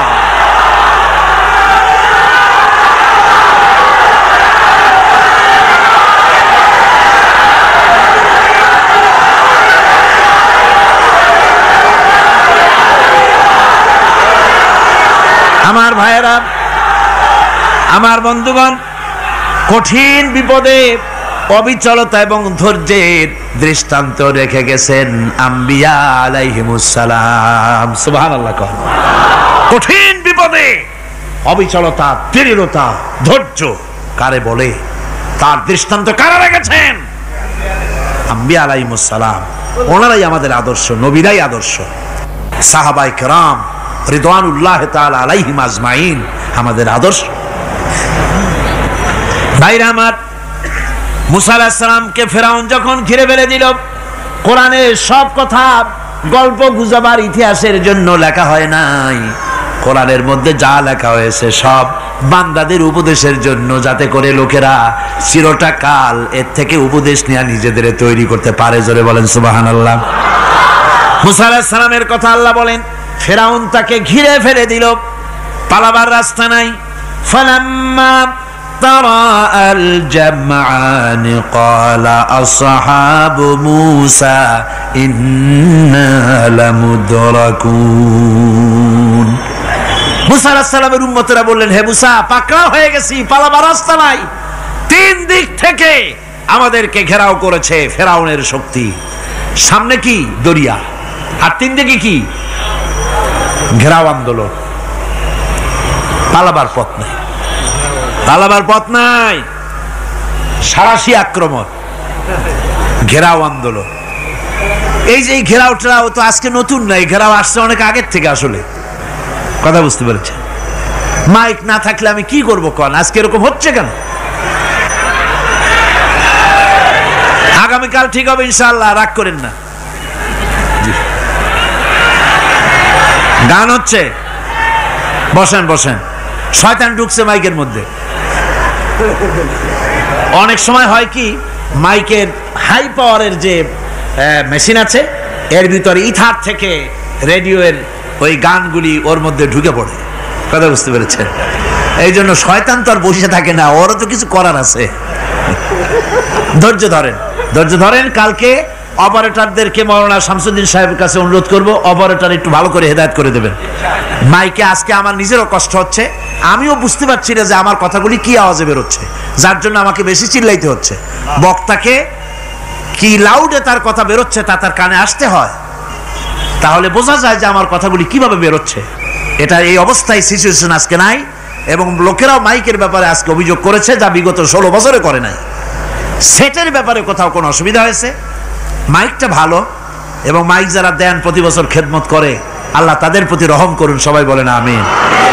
এদেরকে রাগ করে পথে পাই আবার মারধর করেন না। সিলেটের যে তাফসির মাহফিল হয়, বিগত 19 বছর তাফসির করেছি একটানা, এবার 20 বছর পুরো হবে ইনশাআল্লাহ। সিলেটে একটানা 20 বছর তাফসির করতেছি সেখানে। তো মাইক, যে একটা লোক বিনা পয়সায় মাইক দেয়, মাইকের ভাড়া সে নেয় না। তাফসিরে মাহফিলের মাইকের ভাড়া নেয় না। যে বছর এরশাদ সরকার আমাকে প্লেন থেকে নামতে দিল না, আপনাদের মনে আছে? সিলেট থেকে ফিরাই দিল। এই খবরটা মাইকম্যান যখন শুনেছে যে আমাকে নামতে দেয় নাই, ফিরাই দেওয়া হয়েছে, সাথে সাথে স্ট্রোক করেছে, হার্ট ফেল করে দুনিয়া থেকে বিদায় হয়ে গিয়েছে। সিলেটে তাফসির হতে পারবে না এই কথা সে বরদাস্ত করতে পারে নাই। আমি কেঁদেছি আর দোয়া করেছি, আল্লাহ, কোরআনের মহব্বতে লোকটার এই অবস্থা হলো, তোমার জান্নাত তুমি দয়া করে তাকে দান করে দিও। কাজে কোনো ব্যবসায়ী চায় না যে তার ব্যবসাটা খারাপ হোক, লোকেরা মন্দ বলুক। এ মাইকের ব্যাপারে আপনারা আজকে রাগারাগ করেন না, যা হয়েছে কালকে ভালো হবে ইনশাআল্লাহ। সবাই বলেন ইনশাআল্লাহ। এখন চলেন আমরা ফেরাউনের অবস্থা দেখি গিয়া কি করতেছে ফেরাউন। মুসা আলাইহিস সালামকে ঘেরাও করে ফেলেছে, পালাবার উপায় নাই। একদিকে দরিয়া, তিন দিকে ফেরাউনের শক্তি। এই যে ঘেরাও টেরাও মানে নতুন তো না, ধর্মঘট নতুন না, এ পুরানা জিনিস। এই পৃথিবীতে সর্বপ্রথম ধর্মঘট কিসের উপরে হয়েছে জানেন? এই পৃথিবীর প্রথম ধর্মঘট হয়েছে পেঁয়াজ, রসুন আর ডাইলের উপরে, মুসা আলাইহিস সালামের জামানায়। লান নাসবিরা আলা তাআমিন ওয়াহিদ, আমরা এক রকমের খাদ্য আর খাবো না, আমাদের পেঁয়াজ দেওয়া লাগবে, ডাল দেওয়া লাগবে, রসুন দেওয়া লাগবে। সর্বপ্রথম ধর্মঘট হয় মুসা আলাইহিস সালামের জামানায়, সেখান থেকে শুরু হয়েছে। কিন্তু মশাল মিছিল যে আসলো কই থেকে, এইটা আমি খুঁজে পাইনি। পরে প্রত্যেকটা জিনিসের তো ইতিহাস আছে, আমি খুঁজতে খুঁজতে পেলাম। আমি জানি না এর ইতিহাস মূলে কোথায়, কিন্তু আমি যদ্দূর খুঁজে পাইছি সেটা হলো মশাল মিছিলের আবিষ্কার হয়েছে লঙ্কায় রাবণের সময়। হনুমানের লেজে আগুন দিয়া তারপরে লঙ্কা কাণ্ড ঘষালো, নামই আছে লঙ্কা কাণ্ড। হনুমানেরা লেজে আগুন দিয়ে রাবণ যে লঙ্কায় মশাল মিছিল করেছিল হনুমানরে দিয়া, ওই হনুমানের ওই সিস্টেমটা এখনো আমাদের দেশে চালু আছে। এইটা আসলে কোন ভদ্র লোকের এই মিছিল হওয়া উচিত না। আগুন নিয়ে কিসের মিছিল? আগুন হলো জাহান্নামের প্রতীক। আগুন কিসের প্রতীক? জাহান্নামের প্রতীক। যদিও আমাদের উপকারে লাগে, কাজে লাগে। সুতরাং আমরা যা করব প্রত্যেকটা জিনিসের পেছনে সুন্নতে নববীর কোনো না কিছু থাকতে হবে। কথা বুঝতে পেরেছেন? তিন দিক থেকে ঘেরাও হয়ে গেছে, পালাবার কোনো রাস্তা। হযরতে মুসা আলাইহিস সালামের কাছে উম্মতরা বললেন, পালাবার তো কোনো পথ নাই, এখন উপায়টা কি? আমাদের তো আর উপায় নাই। মুসা আলাইহিস সালাম দেখেন বিপদে পড়ে গেছেন, কিন্তু ধৈর্য হারান নাই, ভয় পান নাই। ভয় পাইছিলেন? ভয় পেয়েছেন? প্রশ্নই ওঠে না। মুসা আলাইহিস সালাম আল্লাহ পাক যাদেরকে বলেছেন উলুল আযম রাসূল, যাদের বলেছেন তার মধ্যে হযরত মুসা একজন উলুল আযম পয়গম্বর। চারটিখানি কথা না, আল্লাহ কথা বলছেন তার সাথে, কালিমুল্লাহ তিনি। সুবহানাল্লাহ। কর মুসা আলাইহিস সালাম শোনালেন, কাল্লা ইন্না মাইয়া রাব্বি সায়াহদিন। কখনো নয়, আমার উম্মতেরা ভয় পেও না, আমার রব অবশ্যই আমাকে পথ দেখাবেন। সুবহানাল্লাহ। তিন দিক থেকে শত্রু, একদিকে দরিয়া, পালাবার কোন রাস্তা নাই। সেখানে দৃঢ়তার সাথে তিনি বলছেন, অবশ্যই আমার আল্লাহ আমারে পথ দেখাবে। সুবহানাল্লাহ। নবীরা এই দৃঢ়তা দেখিয়েছেন, অবিচলতা দেখাইছেন। আল্লাহ পাক মুসা আলাইহিস সালাম যখন এই দৃঢ়তা দেখালেন, এই অবিচলতা দেখালেন, সঙ্গে সঙ্গে জিবরাইল এসে হাজির হয়ে গেলেন। আল্লাহ পাক বলেন, ফাআওহাইনা ইলা মুসা আন আদরিব বিআসাকাল বাহরা ফানফালাকা ফাকানা কুল্লু ফিরকিন কাত্তাউদিল আযীম। মুসা আলাইহিস সালামকে আমি ওহী নাজিল করলাম, তাকে বললাম হাতে যে লাঠি আছে এই লাঠি দিয়ে আঘাত করো দরিয়ার উপরে। দরিয়ার উপরে আঘাত করলেন, একটা রাস্তা হয় নাই, 12টা রাস্তা তৈরি হয়ে গেল। আর দেওয়ালগুলা পাহাড়ের মতো উঁচা হয়ে গেল। দরিয়ার ভিতরে পাহাড়ের মতো উঁচা মজবুত 12টা রাস্তা। এবার মুসা আলাইহিস সালাম তার দলবল নিয়ে চললেন। আল্লাহ রাব্বুল আলামিন বলেন, ওয়া আনজাইনা মুসা ওয়া মান মাআহু আজমাইন। মুসা এবং তার সাথী সঙ্গীদেরকে আমি পার করে দিলাম। মুসা আলাইহিস সালাম এবং তার সাথী সঙ্গী নিয়ে যখন দরিয়ার মাঝখানে আসছে, ফেরাউন তার দলবল নিয়ে এসে গেছে। আসে দেখে নদীর মধ্যে রাস্তা। বাবা, খুব তো কায়দা। ও মনে করছে ওর বাজানের তৈরি করা ডিস্ট্রিক্ট বোর্ডের রাস্তা। ওর লোকজন নিয়ে নেমে গেছে দরিয়ার ভিতরে। ও আসছে মাঝখানে, মুসা আলাইহিস সালাম চলে গেছেন ওপার, দরিয়া পার। মাঝখানে যখন এসে গেল, আল্লাহ রাব্বুল আলামিন পানিকে অর্ডার করলেন কুন। আল্লাহর তো বটন টেপা লাগে না, মুখ দিয়া কোনো হুকুম করা লাগে না, শুধু বলেন কুন। যে ব্যাপারে কুন বলেন ফায়াকুন, সাথে সাথে হয়ে যায়। আল্লাহ বললেন কুন, আর অমনি রাস্তা বন্ধ হয়ে গেল। এবার তুফান শুরু হয়েছে নদীতে, ঢেউয়ের উপরে ঢেউ, মৌজুন কাল জিবাল, পাহাড়ের মতো উঁচু হয়ে হয়ে ঢেউ আসতেছে।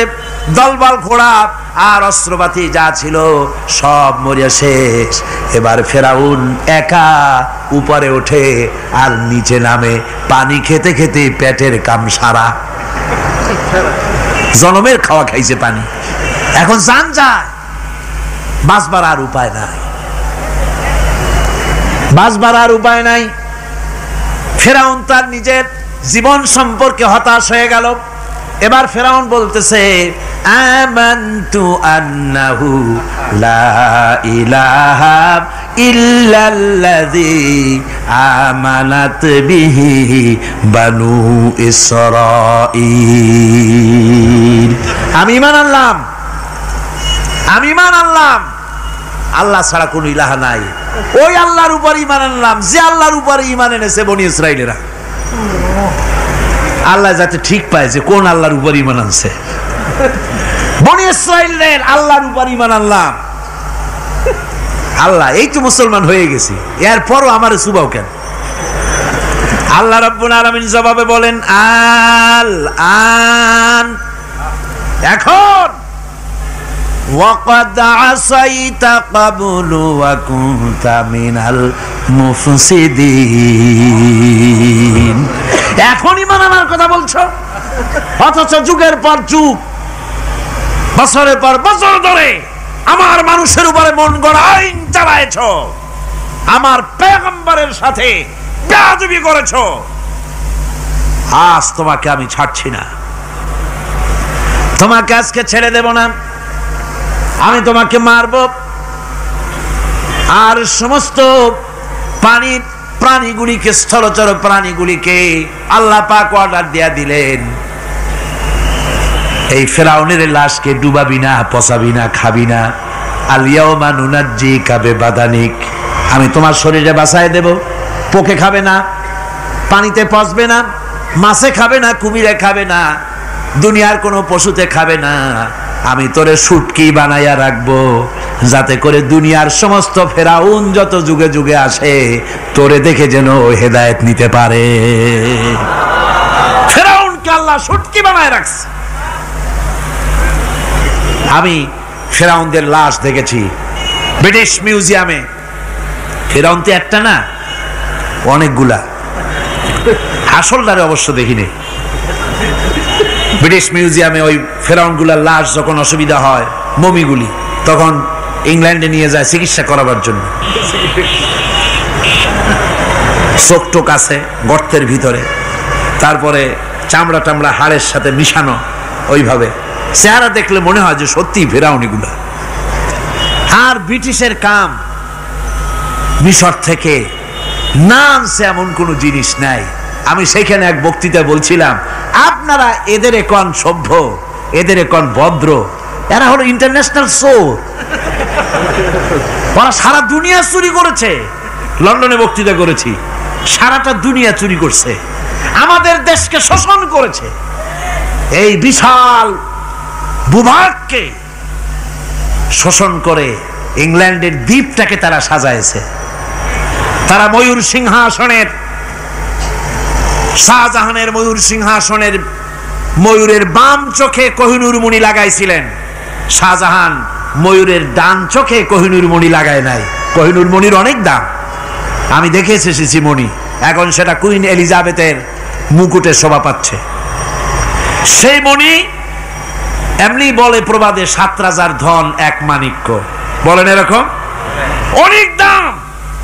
শাহজাহান দেখালেন, আমি মুসলমান, আমার কাছে এটার দাম নাই, এই জন্য ময়ূরের ডান চোখে লাগালাম না, বাম চোখে লাগাই দিলাম।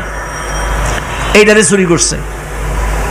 তারপরে মিশর থেকে, মিশরের মমি চুরি করেছে, জুতা চুরি করছে, ছাতি চুরি করছে, পিসা চুরি করেছে।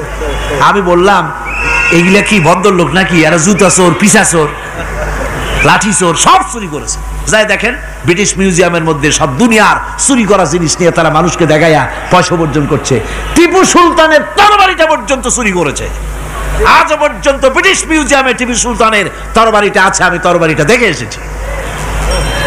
আমার বন্ধুগণ, বলতেছিলাম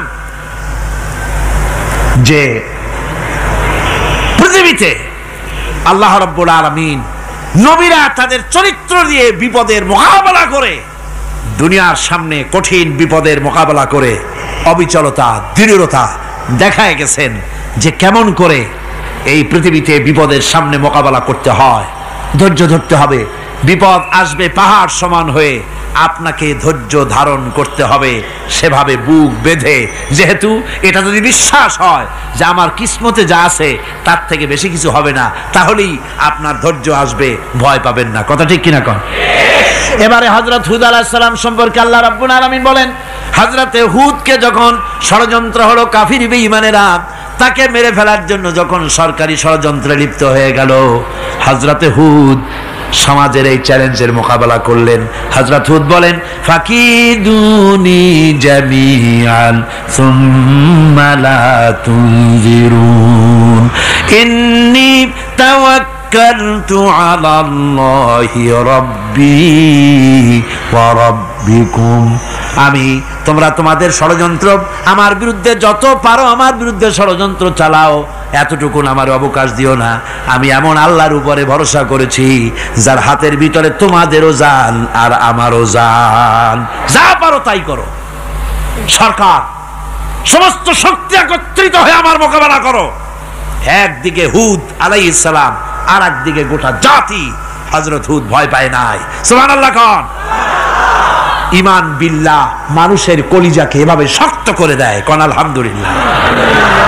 এবারে এই বিপদের, কঠিন বিপদের মোকাবেলা করে আমার রাসূল যে প্রমাণ দিয়া গেলেন, আমার রাসূল যে কঠিন বিপদের মোকাবেলা করলেন, ভাইয়ের আমার, হিজরতের রাতে সওর পাহাড়ের ভিতরে যখন তিনি আশ্রয় নিলেন, হযরতে আবু বকরের সাথে ছিলেন।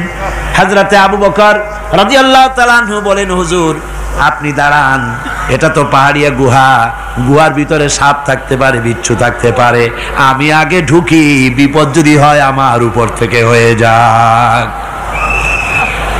গুহার ভিতরে নেমে গুহা সাফ করলেন। এরপরে হুজুরকে ডাকলেন, হুজুর তাশরীফ নিলেন গুহার ভিতরে। এরপরে হুজুর বললেন, আবু বকর পাহাড়ে হেঁটে হেঁটে 2-3টা পাহাড় পাড়ি দিয়া যাওয়া লাগে সৌর পাহাড়ে। মদিনার সোজা রাস্তা হুজুর ধরেন নাই, মেসফালার পথ দিয়া জাবালে কেদোয়ার উপর দিয়া 3টা পাহাড় পাড়ি দিয়া তারপরে হুজুর গেলেন সৌর পাহাড়ে। গুহার ভিতরে হুজুর তাশরীফ নিলেন। বললেন, আবু বকর তুমি বসো, তোমার উরুর উপরে মাথা রেখে আমি একটু আরাম করি। হযরতে আবু বকর বসলেন, হুজুর তার উরুর উপরে মাথা রেখে ঘুমায় গেলেন। আর এরপরে কাফির বেঈমানেরা তালাশ করতে করতে কাফেরেরা এসে গেল পায়ের চিহ্ন দেখে দেখে গর্তের কাছে। হযরত আবু বকর ভয়তে কেঁদে ফেললেন, আহারে আর তো উপায় নাই, এবার তো ধরা পড়ে গেছি, এবার নবীজিকে মেরে ফেলে দেবে। নবীর মহব্বতে, নিজের মহব্বতে নয়, নবীর মহব্বতে কাঁদতেছিলেন। হুজুর বলেন, হুজুরের ঘুম ভেঙে গেল। বলো, আবু বকর কাঁদো কেন? ছেলের কথা, মেয়ের কথা, বিবির কথা, বাড়ির কথা মনে পড়লো নাকি? হযরত আবু বকর বলেন, ইয়া রাসূলুল্লাহ, আল্লাহর কসম করে বলি, যেদিন ঈমান এনেছি এই কলিজার ভিতরে মা বাপ, স্ত্রী, পুত্র, পরিজন, এমনকি আমার নিজের জীবনের চাইতে আপনারে বেশি ভালোবাসি। তা কাঁদো কেন? কাঁদো কেন? হযরত আবু বকর বলেন, হুজুর ধরা পড়ে গেছি, কাফেররা এসে গেছে গর্তের কাছে, তাকালি আমাদের দেখতে পাবে, আমরা তো মাইনরিটি, ওরা তো মেজরিটি, আমরা তো ধরি মারি ফেলাই দেবে, আপনাকে মেরে ফেলে দেবে, এই জন্য কাঁদি। আল্লাহ রাব্বুল আলামিন, হুজুর তখন কি দৃঢ়তা, কি অবিচলতা, কি ধৈর্যের পাহাড় সম মনোবৃত্তি তখন দেখালেন। আল্লাহ কোরআন শরীফে চিরকাল যাতে মানুষেরা হেদায়েত নিতে পারে সেজন্য হুজুরের কথা উঠায় দিলেন কোরআনে। আল্লাহ পাক বলেন, ইযহুমা ফিল গার ইয ইয়াকুলু লিসাহিবিহি লা তাহজান ইন্নাল্লাহা মা'ানা। ও বন্ধু, ভয় পেও না, আল্লাহ আমাদের সাথে আছেন।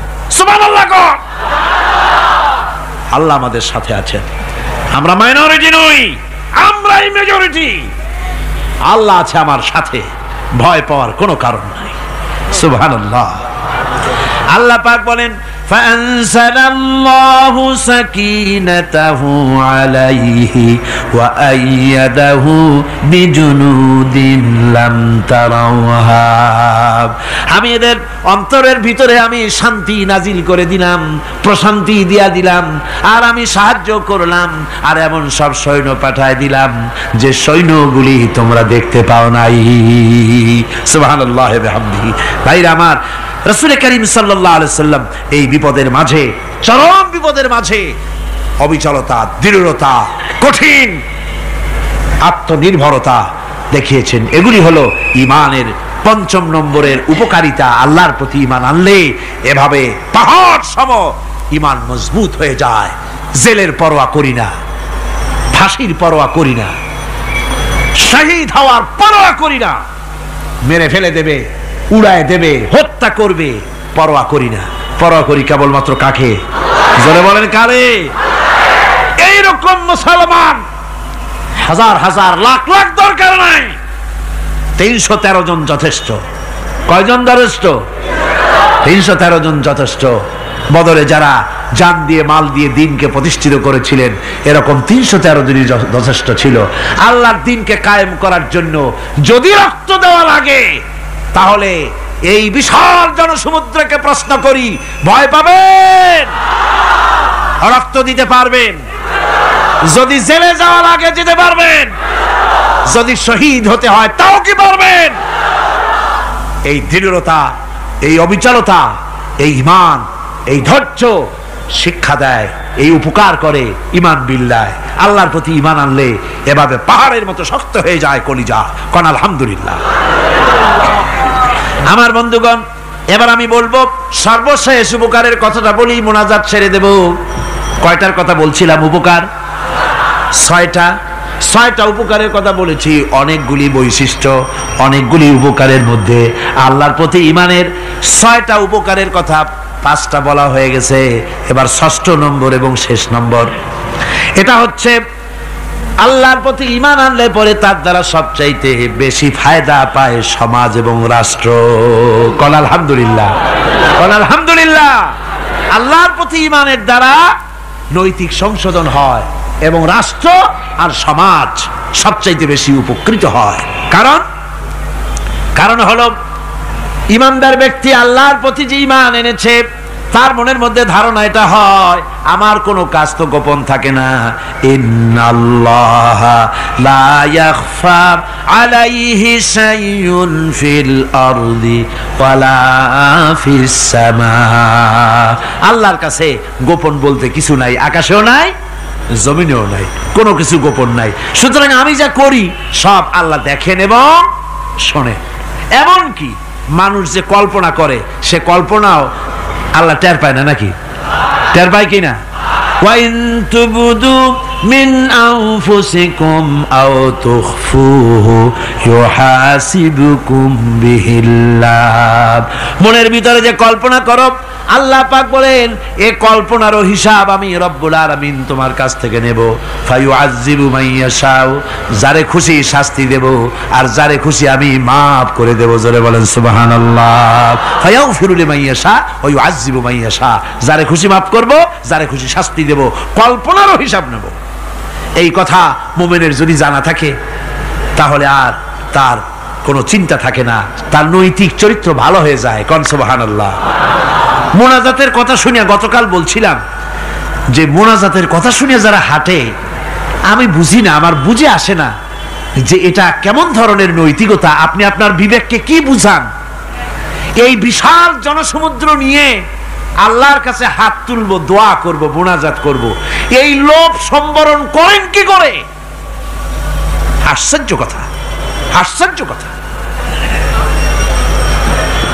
আমার বন্ধুগণ, ঈমানদার লোক, আল্লাহর প্রতি ঈমান আসলে পরে সমাজ উপকৃত হয়, রাষ্ট্র উপকৃত হয়ে যায়। যেহেতু বান্দা জানে আমি দায়িত্বহীন কোনো কথা বলতে পারবো না, দায়িত্বহীন কোনো কাজ করতে পারবো না। আল্লাহ পাক বলেছেন, মা ইয়ালফিযু মিন কাউলিন ইল্লা লাদাইহি রাকীবুন আতীদ। বান্দা এমন কোনো কথা বলে না যে কথা আমার ফেরেশতারা রেকর্ড করে না রাখে। কাজেই মুমিন ব্যক্তি আল্লাহর ভয়তে দায়িত্বহীন কথা বলবে না। নির্বাচন আসতে পরে রাস্তা সোনা দিয়ে বান্ধায় দেব, এই করব সেই করব, না খাইয়া কেউ মরবেন না। আসে না নির্বাচনের সময় সেরাগালি বদনারা মঞ্চে দাঁড়িয়ে কত বড় বক্তৃতা করে, ভাইয়ের আমার, বোনের আমার, এবার আমার বোতল মার্কা বাক্স, আপনারা আমাকে ভোট দিয়ে দেশ এবং জাতির আরেকবার 12:30 বাজাইবার সুযোগ দিন। এবার ক্ষমতায় গেলে কেউ না খাইয়া মরবেন না, কিন্তু কি খাইয়া মরবে তাও বলে না। এর মারফতি অর্থ হচ্ছে এই, ওরা যদি ক্ষমতায় যেতে পারে তাহলে বিষ খাইয়া হোক, গুলি খাইয়া হোক, কিছু না কিছু খেয়ে মরতে হবে। একেবারে খালি পেটে মরলে গ্যাস্ট্রিক হওয়ার সম্ভাবনা আছে। ঈমান বিল্লাহ যদি না থাকে, আল্লাহর ভয় যদি না থাকে, তাহলে দায়িত্বহীন কথা বলে। আর আল্লাহর ভয় যদি থাকে তাহলে নৈতিকতার সংশোধন হয়ে যায়, দায়িত্বপূর্ণ কথা বলে মানুষকে ফাঁকি দেয় না। আমার বন্ধুগণ,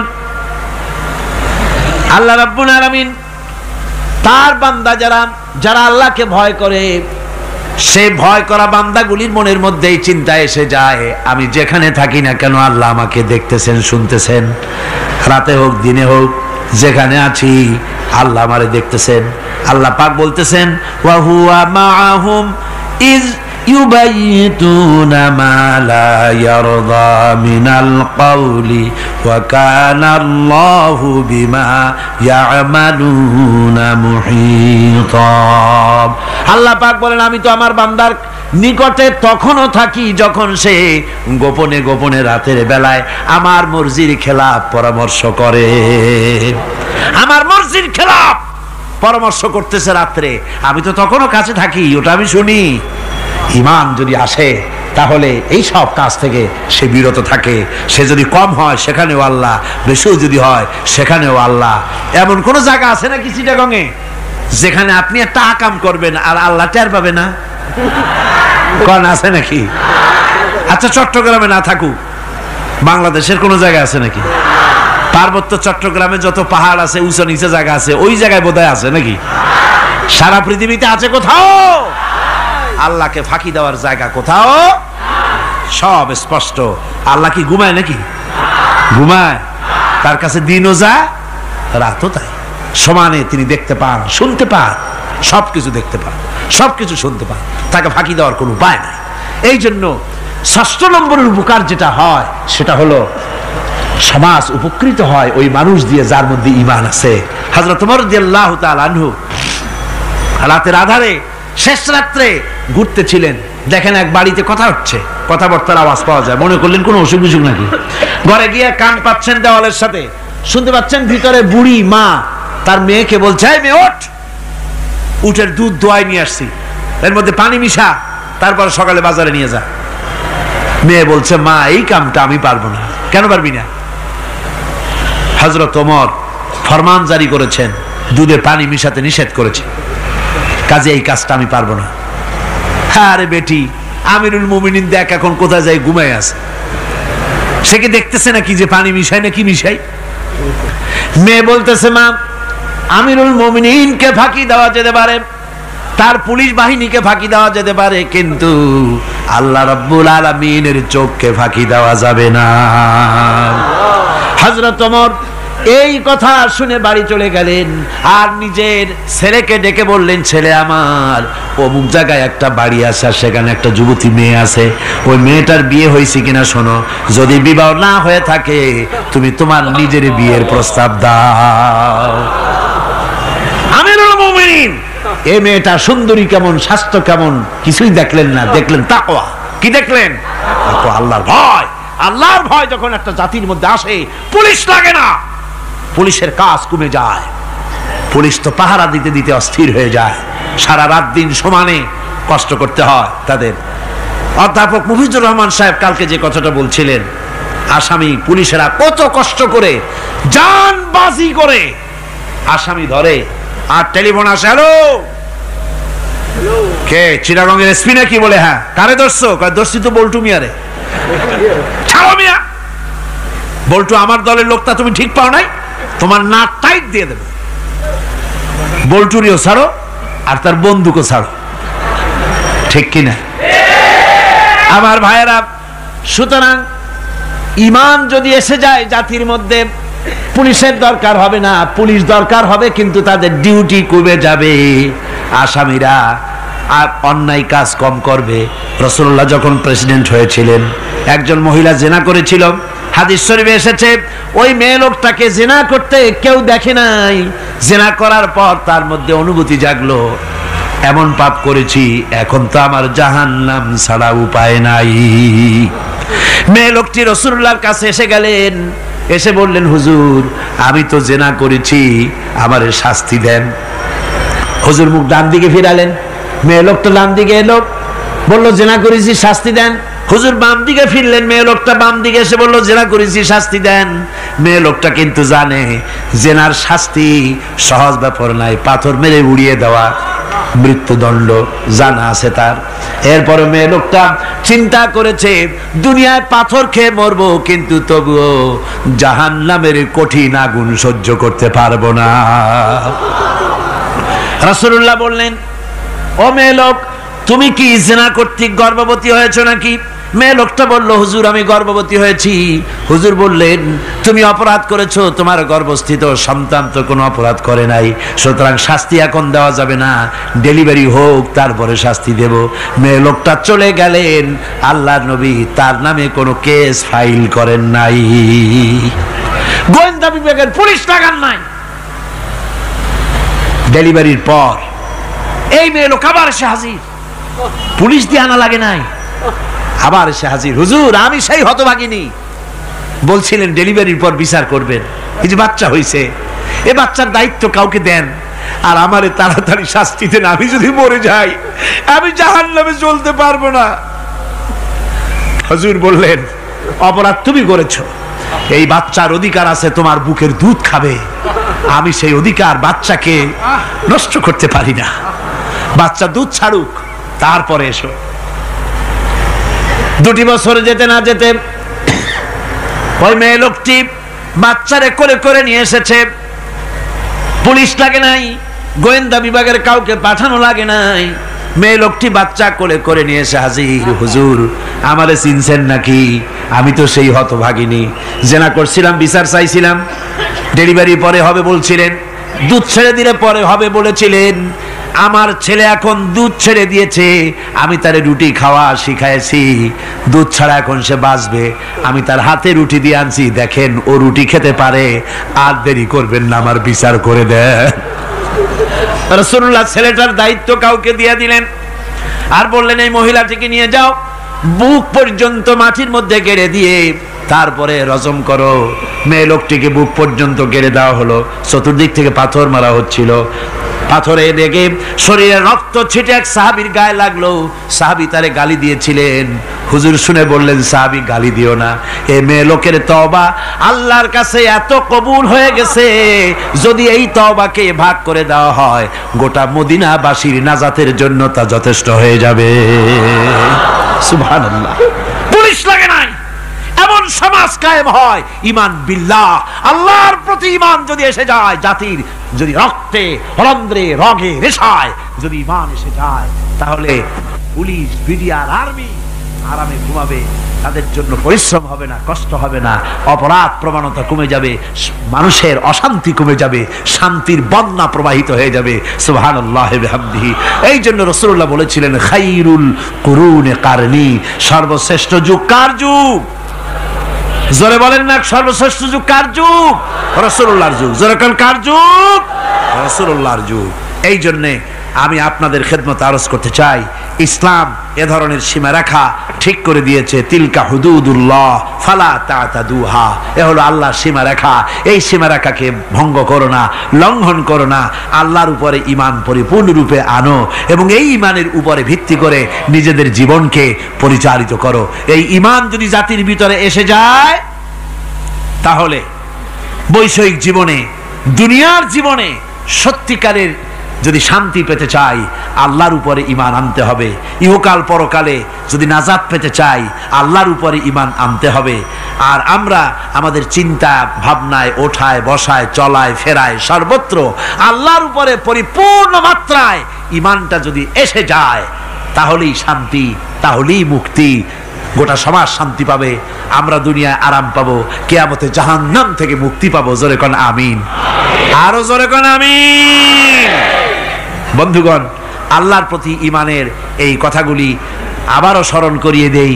লাইসাল বিররা আন তুওয়াল্লু বুজুহাকুম কিবালাল মাশরিকি ওয়াল মাগরিব, পূর্ব পশ্চিমের যত মাথা ঘুরাও, এটাই কোনো কল্যাণের কাজ আসলে নয়। আসল কাজ আল্লাহর উপর ঈমান। আসল কাজ কি? চিল্লা এখন, আসল কাজ কি? আল্লাহর প্রতি ঈমান। সেই ঈমানের কথা এই 3 দিন ধরে বললাম, আর বাকি আছে কয়দিন? বাকি আছে কয়দিন?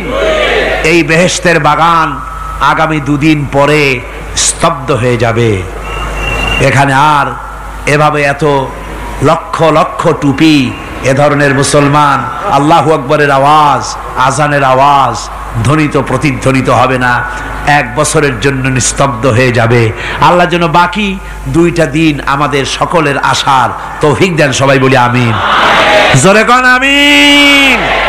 আগামী কালকের আলোচনা আরো গুরুত্বপূর্ণ, তারপরের দিন আরো গুরুত্বপূর্ণ, গোটা কোরআনই তো গুরুত্বপূর্ণ। আল্লাহ পাক এই কথাগুলি শোনার, বোঝার, আমল করার তৌফিক যেন আল্লাহ আমাদের দান করেন। জোরে বলেন আমিন, আরো জোরে বলেন আমিন। মোনাজাতের জন্য এবার সমস্ত মানুষ দাঁড়ানো ভাইয়েরা বসে পড়ে। আজকের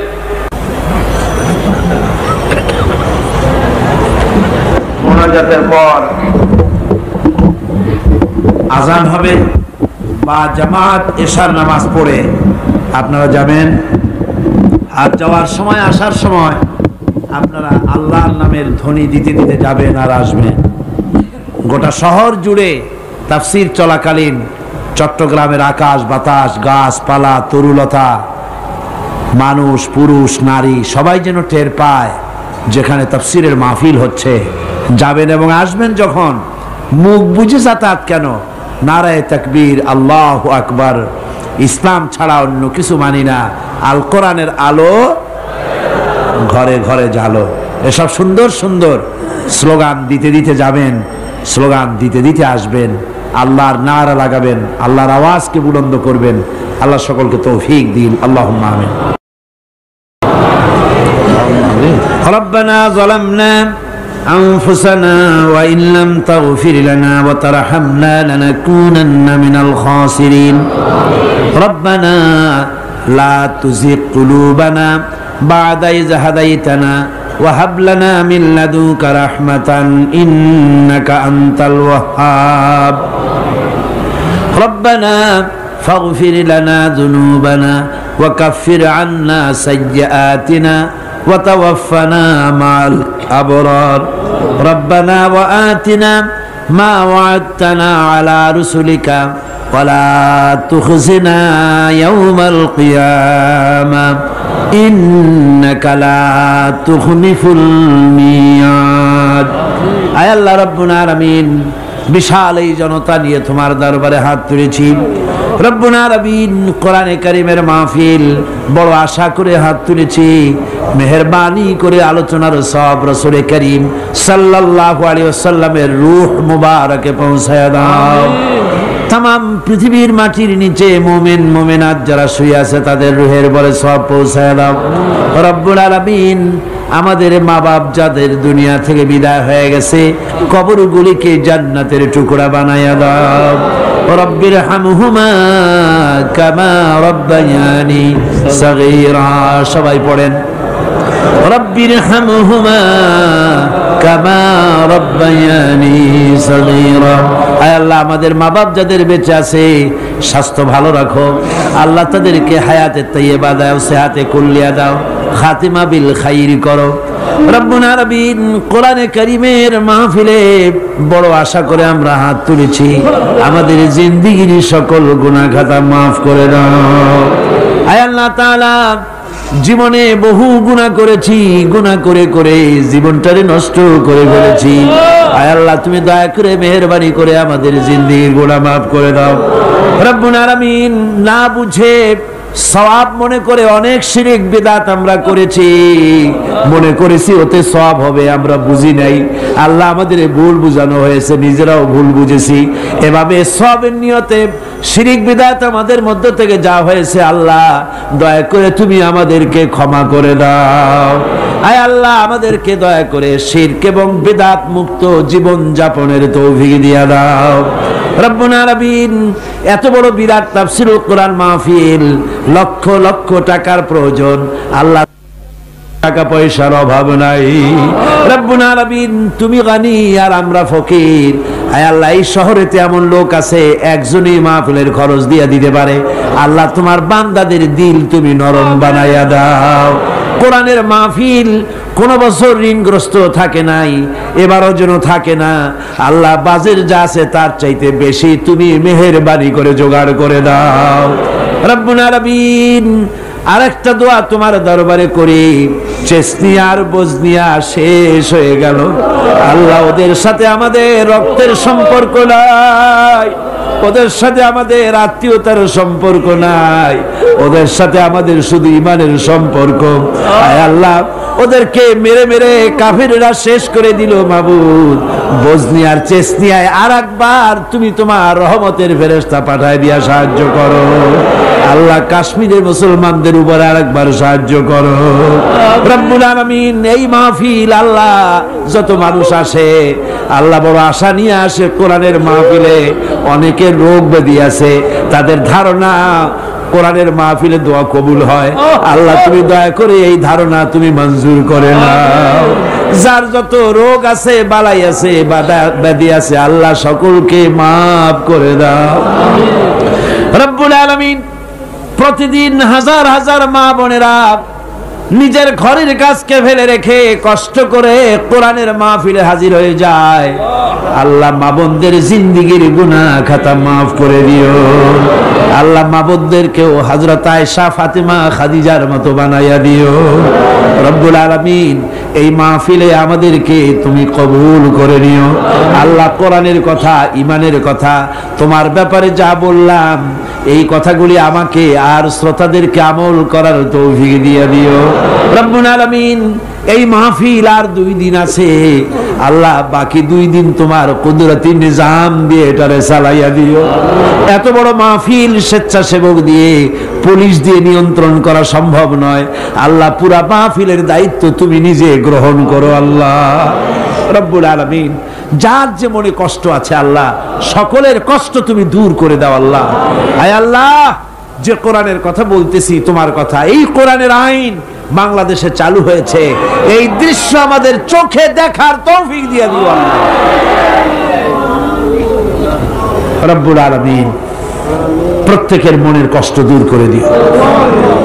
ربنا تقبل منا إنك أنت السميع العليم وتب علينا إنك أنت التواب الرحيم। আয় আল্লাহ, আরেকটা দোয়া করি, বাংলাদেশে বড় রকমের রাজনৈতিক সংকট চলতেছে আল্লাহ। দেশ কোন দিকে যাচ্ছে, কি হবে আমরা কিছুই বুঝি না।